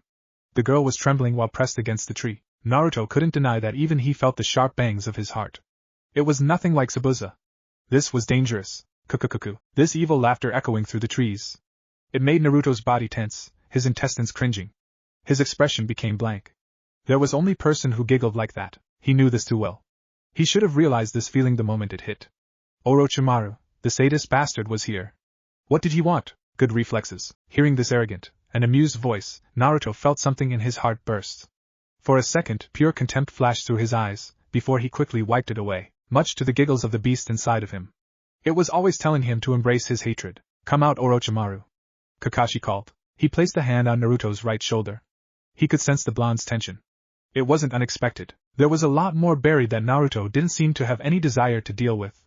But at least, unlike Sasuke, Naruto was a lot more controlled. The Uchiha would have already launched into the shadows if it was Itachi. He didn't have to worry about that with Naruto, but this was unexpectedly dangerous. If Orochimaru had an interest in taking Naruto, Kakashi wasn't sure he could stop it, not unless he went to great lengths by using the Mangekyo to get them out of this situation. How had Orochimaru even known they were here? Did he have someone in the village watching their movements? Orochimaru as in the Sannin? Sakura asked in a quiet tone. Her fear lessening a bit because of Kakashi. One and only. Naruto replied in a cold tone and made Sakura even more afraid. Kakashi was a jonin and a famous one, but who was he compared to a Sannin? Wasn't Orochimaru supposed to be a Kage-level shinobi? If he was going to attack them, what chance did they have? Sakura worried. She was afraid for her life. The fear caused her knees to shake once more. Don't move, Sasuke. Nobody does anything unless I state so. Just stay calm. Easy for you to say. Sasuke almost said. But seeing that Naruto was calm, he swallowed his words and kept focus on the hidden presence. From the shadows of the trees, Orochimaru seemingly materialized along with Kabuto. His movements were soundless. He didn't get too close but stopped. The Sannin leaned against the trunk of a tree, hands folded across his chest with a wide grin on his lips. You have such a nice look, Naruto-kun. Orochimaru's grin widened when Naruto's eyes narrowed slightly. But he couldn't sense any anger or hatred. It was puzzling. Back when he was strapped to his bed, he had shown him nothing but pure contempt. And now there was nothing. Thank you? Kukukuku. Orochimaru laughed. The bitterness reached him. The piercing sharpness of the tone stabbed daggers to his chest. It filled him with anticipation. I'm not here to attack, so don't worry. I was just passing by. Just passing by? Ridiculous. Nobody just passes by a group like this. Naruto wanted to sarcastically call out the Sannin, but he kept his thoughts to himself. Of course, with how he was grinding his teeth, he most likely just swear at the Sannin. What do you want, Orochimaru? I just came to see my test subject. It has been long since we were separated. And I've heard that you have been hesitant to use the gift I gave you. It is rather sad since I cannot gather valuable data after all the work I did. I'm not your subject, you filthy bastard. Naruto replied forcefully. He didn't want to think about the hell he experienced after Orochimaru ambushed him. He hated the Sannin and his sidekick. After all, after Orochimaru fiddled with the seal in attempt to provoke something, the glass-wearing bastard had been the one who came to cut him open and then watched, taking notes as his body regenerated, thanks to the Kyuubi. And then they gleefully pondered about his regenerative abilities with Mokuton. The torture. It was horrible. He dared not think too deeply about it, lest it tests just how firm are the shackles that bind his sanity. Now there is no need in denying that. After all, I did save you from the hell that was Konoha. The orphanage wasn't treating you right. I saved you. You know, when you disappeared, the villagers celebrated. Orochimaru took joy in Naruto's changing expression. And then you returned. It was like the Kyuubi had returned to finish the job once more. Damage control. Kakashi couldn't allow the Sannin to say whatever he wanted. He was surely trying to rile up Naruto, and it was working. Naruto was still just a child. There was so much he could take, and Orochimaru was going into sensitive matters that had yet to be resolved. Sakura would have questions after this, but he couldn't let Orochimaru say any more. What do you want, Orochimaru? The Jonin demanded, putting a hand on his left eye. He was ready if he had to be. He couldn't risk losing his two students. I'm just passing by. No need to be serious, Kakashi-kun. The Sannin stared. Though, I do like to see what you would do if you were serious. Kakashi tensed. He couldn't predict what Orochimaru would do next. The last time he come across in a heated scene, he hadn't been able to move at all. He could now move, but what could he do? Have you come to take Naruto? Orochimaru laughed. Who knows? He turned his eyes towards Sasuke. Hello, Sasuke. He grinned. You do not have the same eyes as your brother, but I hear you're quite skilled. Sasuke's eyes flashed. Don't say that name. Oh, why not? Itachi-kun was my partner and I wonder if you can compare to him. He did always talk about his little brother always used to look up to him. Orochimaru laughed. He told me all about how your parents begged for mercy after he'd slaughtered everyone and how you cried pathetically trying to stop him. He felt so sorry for you that he ended up not killing you. The Sannin adopted a thoughtful look. No, he said you were just not worth the effort. Anger got the best of Sasuke. His eyes flashed crimson and he lunged toward Orochimaru. But he never reached the Sannin. Kakashi tripped him, causing him to fall flat on his face, and then quickly stood atop of him to stop him from moving. Your intel was right, Kabuto. He does light up when Itachi-kun is brought up. I would say rather predictably. Quite nothing like Itachi. I could never read him. He is the master of his emotions. It is laughable that his brother lacks this much self-control. Orochimaru then faced the Uchiha. Next time, I'll let you entertain me to see how good your Sharingan is. For now you're still a brat. Orochimaru moved far faster than Kakashi could react. The Sannin moved past him and then stopped in front of Naruto. Naruto stared straight at Orochimaru, unblinking. Use that gift I gave you. You're denying me valuable data. You were the perfect subject for me and I did more than what I could with other subjects. If you do well, I'll tell you another secret. The Sannin leaned in to whisper. You have not forgotten I know your secret, right? Give me the valuable data I require, or I will talk. He then moved away to avoid Kakashi. If you are a good boy, maybe I will come and rescue you from the hell that is Konoha. Nobody likes you there. But I'll treat you better. Naruto laughed. He'd have to be manipulated through genjutsu to agree to join Orochimaru. There was currently no joy with the villagers, but joining Orochimaru would be betraying his pain and following a path that went against his core beliefs. Even if Naruto had to choose between jumping off a cliff and following the Sannin, Naruto would put on a foxy grin and jump to death. There is only hell in your place. And I'm happy at Konoha. Just die, Orochimaru. Honestly, if Orochimaru just went up and died, Naruto would celebrate. He wasn't a sadist who enjoyed other people's pain, but Orochimaru's, he would enjoy. Maybe someone would say it was wrong. But the Sannin did not deserve pity. He was worthy of being condemned. How sometimes he wished there was a true devil who could come and collect his spawn, or a god who could save those faithful to his teachings from this snake by grabbing him by his tail and throwing him into a pit of eternal flames. Why does it sound like you really want me to die, Naruto-kun? I'm a little hurt, you know. Naruto glared, his grip on self-control loosening, little by little. Any more of this, and he was going to charge. Maybe it was an overreaction. Was it that the pain and hate he should feel for Konoha's people was directed toward the Sannin? Did it really matter? Orochimaru put him through both physical and mental torment in an attempt to manipulate and control him. He could never forget that. I'm sure a lot more people would far more happier to see your death. Cruel death would do. But I suppose even if you just died without pain, anyone could take it. Those words had been said in a calm manner, but Kakashi knew the situation was getting out of hand. Naruto was starting to lose it. While still holding down Sasuke, Kakashi knew the situation was anything but ideal. He could try to attack Orochimaru, but Kabuto was watching him, their formation, broken with just a burst for anger. At this moment, under his mask, Kakashi swore at Sasuke. Luckily for him, Orochimaru had no desire to cause damage. Orochimaru laughed as he distanced himself from Naruto. His laugh was an echo once more as he disappeared into the shades of the trees. Well then Kabuto bowed and then followed after his master. Once they were gone, Naruto released a long breath, trying to rein in on his emotions. Rarely did he experience such overwhelming contempt. It was a rare feeling. He did have some hatred. It was just buried within him, and he didn't want to see it. But Orochimaru threatened to bring out those emotions out to the surface. Once calm, but still mad, he gathered his surroundings. Pathetic. Naruto was stone-faced, staring at Sasuke. The Uchiha responded by shooting daggers at him. He shrugged it off. A little bit of taunt, and you readily attack a Sannin without due consideration. I don't need to hear that from you. Sasuke replied harshly. Well, I'm telling you. You need to stop acting like you have loose screws. What if we had a client to protect? By the way things are, you could willingly abandon a client if someone taunted you about Itachi. Get hold of your emotions, Sasuke. Sasuke folded his hands across his chest and looked to the sides. Oh, the mighty Uchiha has nothing to say or just won't admit that he just can't control himself, can he? So much for the last Uchiha. That is no way to speak to him, Naruto. You don't you? Arg, shut up, Sakura. The words came out easily enough like it was natural for him. Inwardly, Naruto wondered what pushed him to say that in front of Kakashi. And straight to Sakura's face. Maybe he was angrier than he liked to admit. If he was, perhaps it was time to deal with his hatred. You have no right to speak in this matter. What Sasuke did was reckless. Kakashi-sensei had to go out of position to stop him. It left both you and me open to attack. As you saw, if that bastard wanted to attack, he could have done it the moment Sensei pinned down Sasuke. You on the other hand need constant protection. We all had to stand and guard you like you were the client. Grow up and learn to protect yourself. There was enough steel in the tone that Sakura had no words to say. Kakashi just sighed, wondering if he should have intervened. But those were words that needed to be said. Naruto wasn't wrong. He just could have said it better. Maybe it would be effective this way. Either way, it was a message that had to be brought up. He did wonder if it would lead to some disruption in the team dynamics. More importantly, those were words he had to say, not Naruto. Was he bucking from his responsibilities?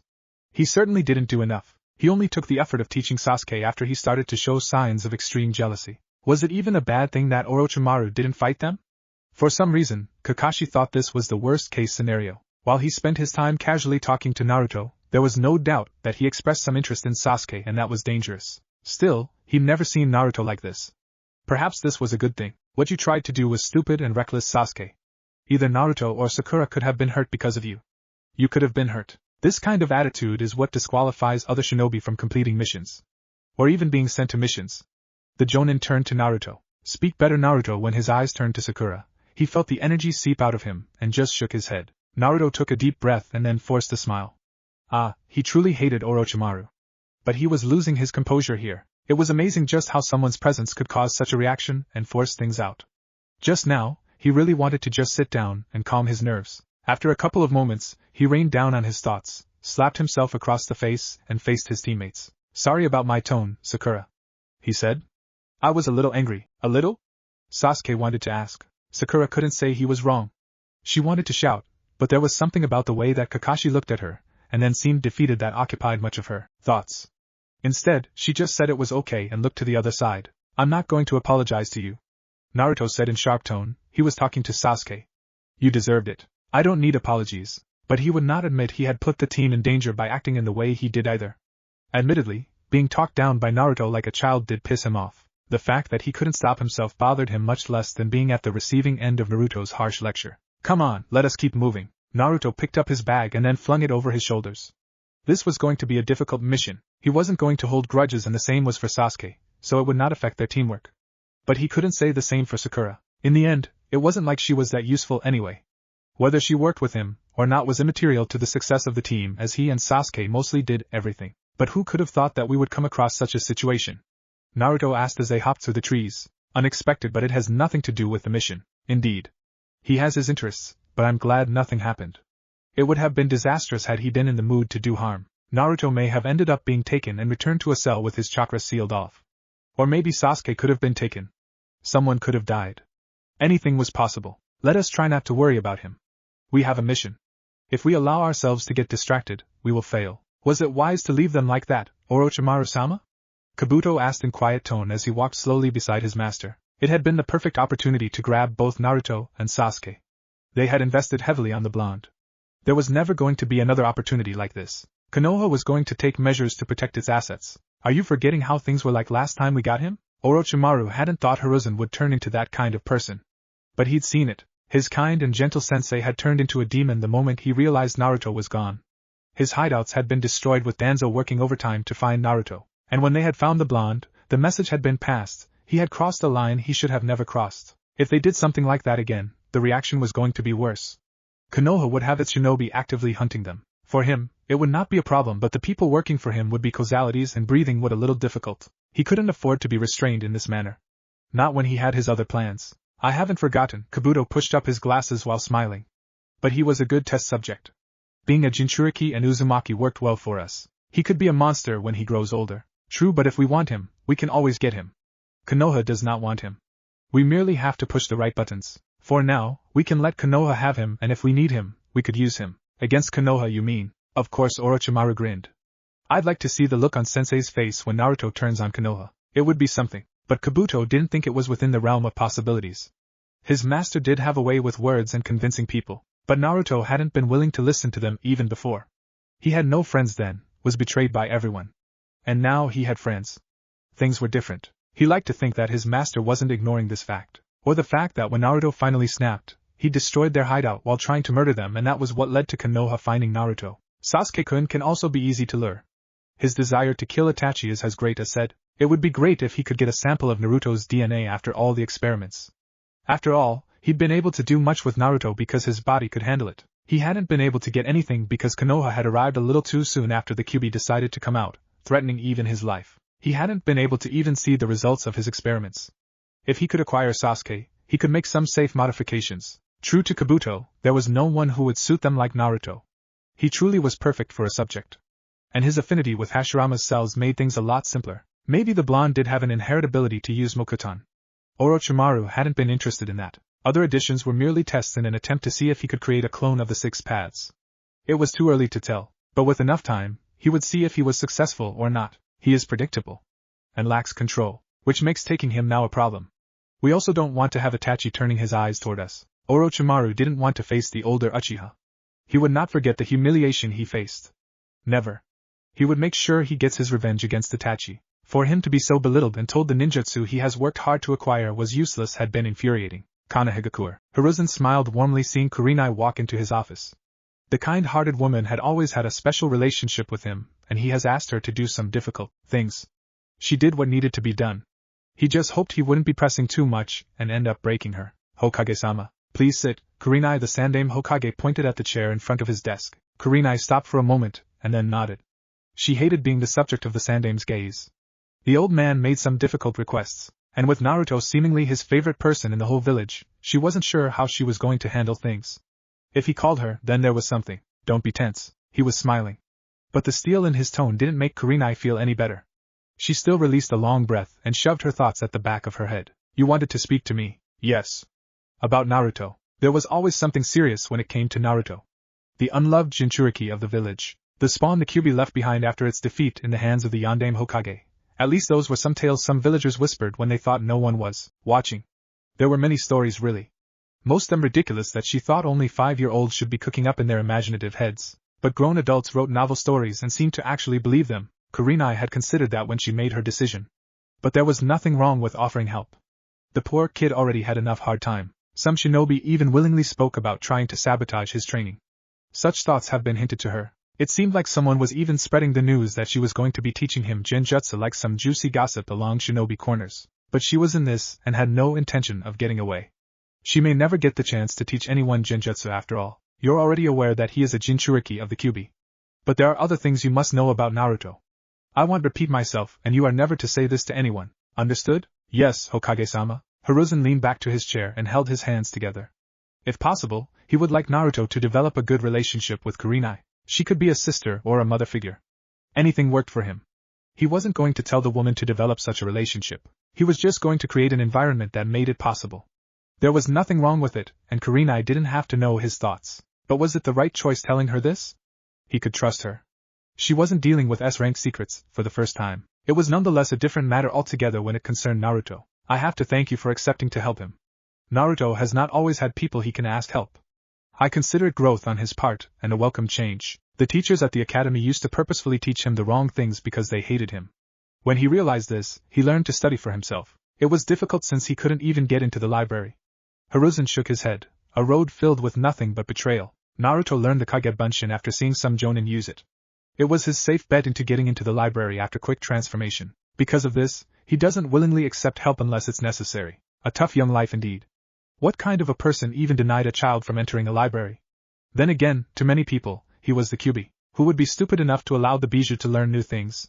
It would only regain its power and destroy them all. It must have taken a lot of courage for him to ask for help. Yes, Hiruzen nodded slowly. I don't expect you to treat him as if he is special. But handle him with care.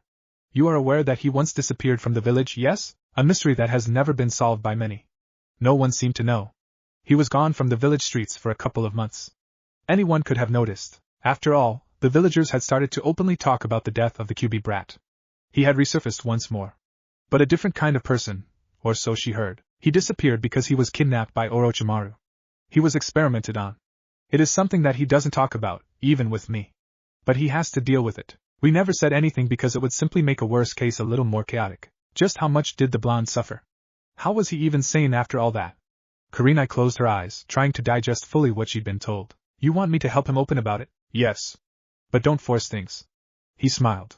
Naruto is very observant. It would be best if there are no signs of deceit. I do not wish for him to think he cannot trust anyone and that everyone lies to him. You can tell him that I spoke to you about this. Will he not respond negatively? No, maybe he will show indifference, but not negative emotions.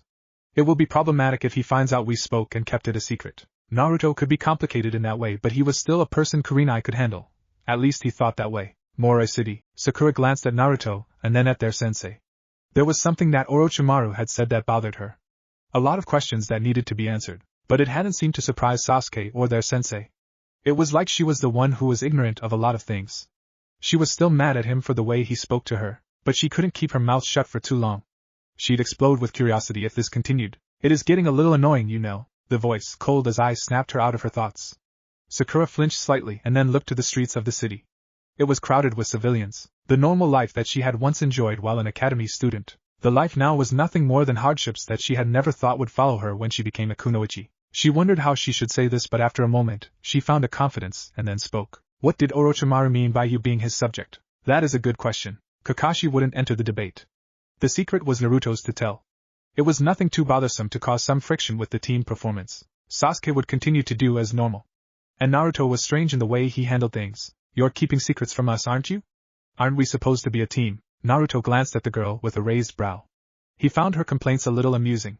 But he wouldn't entertain her.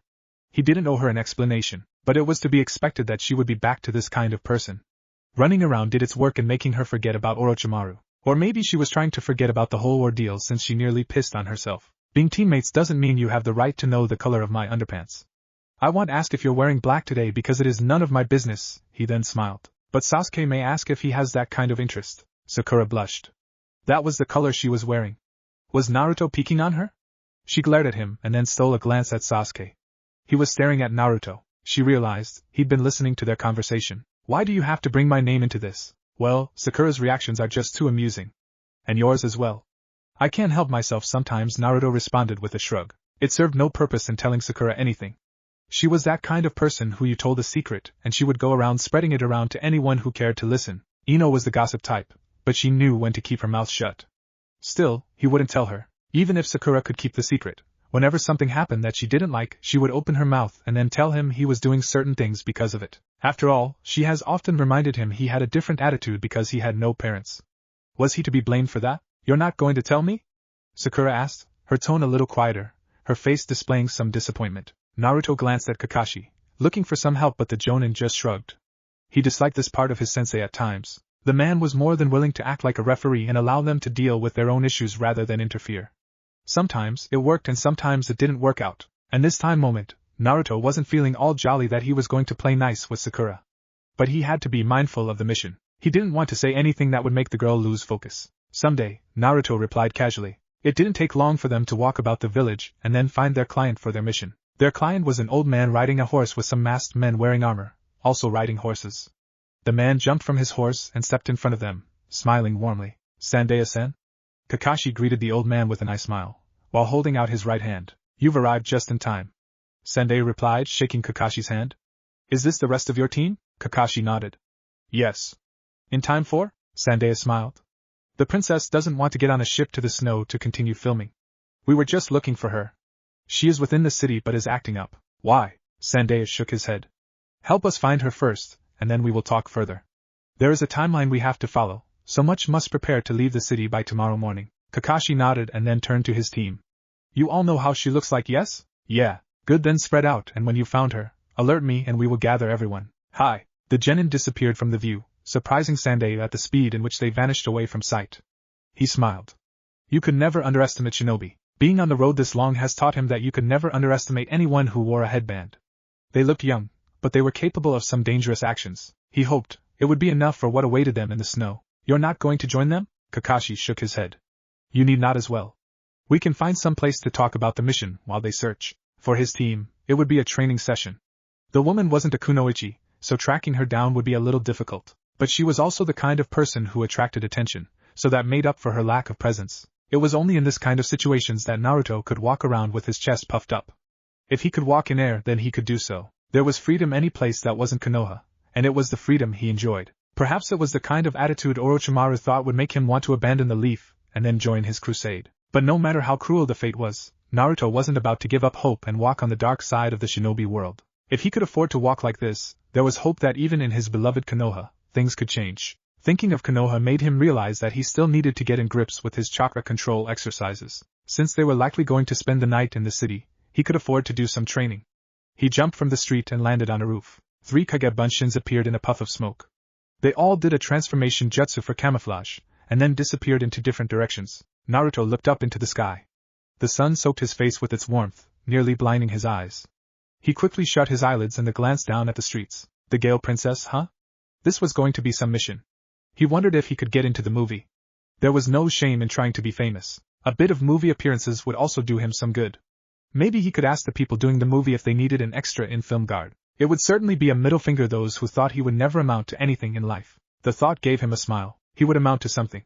He was someone and the future looked bright. There were thorns along the way, but life wasn't supposed to be easy, especially for a Jinchuriki and an orphan. I wouldn't smile like that if I were you. This hateful voice. How he disliked hearing it at times.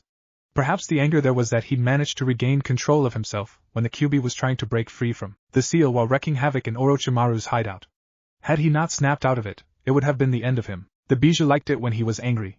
Negative emotions drew out chakra from the seal. And it weakened it. The more it weakened, the high probability the Bijou had of escaping. And so, Naruto ignored the annoyance, and continued to look for the Gale Princess. After 2 hours of looking around the city, Sasuke had become a little frustrated. He wondered why Kakashi hadn't just instructed Naruto to create clones, then search for their target instead of him wasting time looking for a civilian. But after what felt like eternity, he finally found the woman they were looking for in a bar, drinking alone. He didn't bother trying to speak to her but just stepped outside and then flared up his chakra, alerting the others. Naruto was the first person to arrive. I didn't think you'd beat me to this. We shouldn't have been doing this. This is your job. Sasuke replied with a stare. Since when? Naruto asked dumbly. You have clones. Naruto smiled, wagging his index finger. I just have more chakra. If my tracking skills are bad, clones won't make it better. But I believe this was Kakashi-sensei's attempt to teach us lessons when it comes to tracking a civilian. We are shinobi. Ignorance has never looked good on anyone. Naruto spoke out loud. Sasuke glared. Naruto was insulting him. He wasn't just going to be the punching every time, was he? Before he could retort, the blonde was already asking him a question. Where is she? Are you saying I'm ignorant? Am I? Naruto smiled sweetly. Sasuke glared, but it didn't earn him anything, so he replied to Naruto's earlier question. She is inside. You didn't talk to her? Why do I have to speak to her? I just had to find her, and I did. Naruto shook his head. You need to work on your people skills. You won't get to revive the Uchiha clan if you continue to act like this. They paused, adopting a thoughtful look. Oh wait. There are some brain-dead girls who'd throw themselves to you. I envy you at times. I'm sure if you just look at a girl and then tell her to follow you home, she will do so, and start calling you husband. We can change positions. Naruto held up both his hands. As much as I want to be dearly beloved, I have no interest in attracting females who cannot think. But it seems to be your kind of people. You hardly think at times despite being hailed as a genius. Sasuke knew Naruto was talking about that incident with Orochimaru. He knew he could have been killed if things had come to that point, and he'd been stupid. He wasn't going to admit, but he didn't want Naruto reminding him over and over again. He gritted his teeth and settled for glaring at Naruto. Naruto laughed. Of course you'd react that way. And until you grow up, I'm going to keep laughing at you, he said, motioning for the Uchiha to follow. They stepped inside the bar. They were shinobi, no one was going to tell them to go back. The woman they were looking for was sitting by the bar, slowly downing a beer. Naruto stopped by her side, and examined her from head to toe. She seemed miserable, quite nothing like the woman he had seen in a movie. Undeniably, she was beautiful. Then again, weren't all actresses beautiful? Koike glanced at the blonde shamelessly staring at her. Was he part of the group of those going to be taking her to the snow? The other brat with him also wore the same headband as him. She slammed the bottle on the counter and then stood up, trying to leave. But the raven-haired boy stood in front of her. We can't let you leave. There are people coming to fetch you. Koike tried to shove the teen away from her way without saying a word, but he grabbed her hand around the wrists. It was anything but gentle. In fact, she yelped in pain as she felt her fingers getting cold due to his hold. Naruto smacked Sasuke across his forehead. The Uchiha quickly let go of the woman and then swiftly replied with a punch to Naruto's face. Hell, teen? Naruto shouted, stumbling back a little. I won't be as you are to Sakura. Naruto shook off the punch and quickly gathered himself, while keeping an eye on the princess. You must be gentle. She is a civilian. Naruto lectured sternly while taking the princess' hand before she could try to leave. He stared up to her, and then smiled warmly. Please sit, princess. The next one is on me, princess. Sandae was a little dramatic as he entered the bar along with Kakashi and Sakura. Why must you do this? I told you. I'm not going to the snow. We have already signed the contract, princess, and arrangements have already been. We are going. Zendaya said in a firm tone. I don't know why you continue to fight like this. Because you're forcing me into going somewhere I do not want to go. Naruto glanced at Kakashi, wondering what was happening with the woman. Why force her if into doing something she didn't want to do? The Jonin responded with his casual shrug of a shoulder. It tempted him to shoot daggers toward the man, but he just sighed and stared back at the scene. The princess was unwilling to move. No matter how much their client begged, she refused to budge. Kakashi was forced into knocking her out. Sorry about this. Zendaya was apologetic. Kakashi shook his head. This was their client, and he would not question anything. They had a mission they were hired to do, and do it they would. Once the woman was out cold, he picked her up and put her on his back. Lead the way. She is going to run away once she wakes up, isn't she? Sasuke asked, frowning a bit. It would just make things troublesome since their mission was primarily to protect her. Yes. Zendaya didn't deny it. Great. You know sarcasm? Naruto asked, staring at Sasuke with a look of shock. The great Uchiha, gods perform miracles. Sasuke's response was a sharp glare, which Naruto shrugged off. This just means that someone will always have to be watching her. Kakashi smiled. You're taking the first shift, Naruto. Great. Sasuke smirked. The ship had set sail hours ago. The sea water surrounded them. Now and then, a small wave would slam into the shields of the ship, but it kept steady. Yet Naruto couldn't help but wonder what would happen if a more dangerous wave punched into the ship, stuffing in water. The drowning. It would be chaos. Swimming he could do with his eyes closed. But this was the sea. There were many different animals. For him, safety wouldn't be an issue nonetheless. After all, he had the chakra to stay afloat for the long journey back to the land. While staring at the bottomless waters, Naruto thought of continuing with his training. Floating on water did require good chakra control, and to do it continuously while moving would be good for him. He held a hand sign and created a clone. In a puff of smoke, his carbon copy jumped into the waters, hands held together, and began the chase from the sides. Naruto turned away from the waters and stared at the happenings within the ship. The director of the movie was sitting behind a camera, shouting orders while the princess flashed her brilliance before the camera. Sakura was gawking over her crush and Sasuke just looked stone-faced, watching over the princess. When he noticed him, the Uchiha moved his feet and then stalked toward him, his movements lacking any real purpose, the stick on his shoulder waving that puffed-up Uchiha arrogance. Just one day, he was going to crush all that and humble the Uchiha, then he would learn to be humble. Or maybe not. He smiled. Sasuke was just likely to haunt him. Sasuke stopped by Naruto and leaned against the ship, eyes staring at the clone through the corner of his eyes. After a moment, he started speaking. Are you going to talk about Orochimaru? That hateful look stared at him. There were many times Naruto realized that while Sasuke's eyes seemed to be on him, they were looking past him. He probably saw Itachi wherever he went. If anyone said the young Uchiha had nightmares of his brother torturing him, Naruto wouldn't find it unbelievable. There is nothing to talk about it. You bothered he brought up your brother? Sasuke wasn't going to bother trying to beg Naruto to talk. He wasn't that curious anyway, at least he told himself that much. The clone? He changed the subject, trying not be like Sakura. Chakra control exercise. If there was a demon that taunted him, it was the massive pool of chakra Naruto had in his possession. There was no competition. Even if he tried, he'd only be courting a humiliating death. He'd nearly fainted after trying to create a couple of Kage Bunshin. It was something else, but it had pissed him off that even an exhausted Naruto could still do that much. The fact that Sakura couldn't create one without dying didn't give him any comfort. Sasuke felt like he was being left behind. It was just chakra control exercises, but it was going to improve his rival while he stood here, watching a film set. Don't even think about jumping in.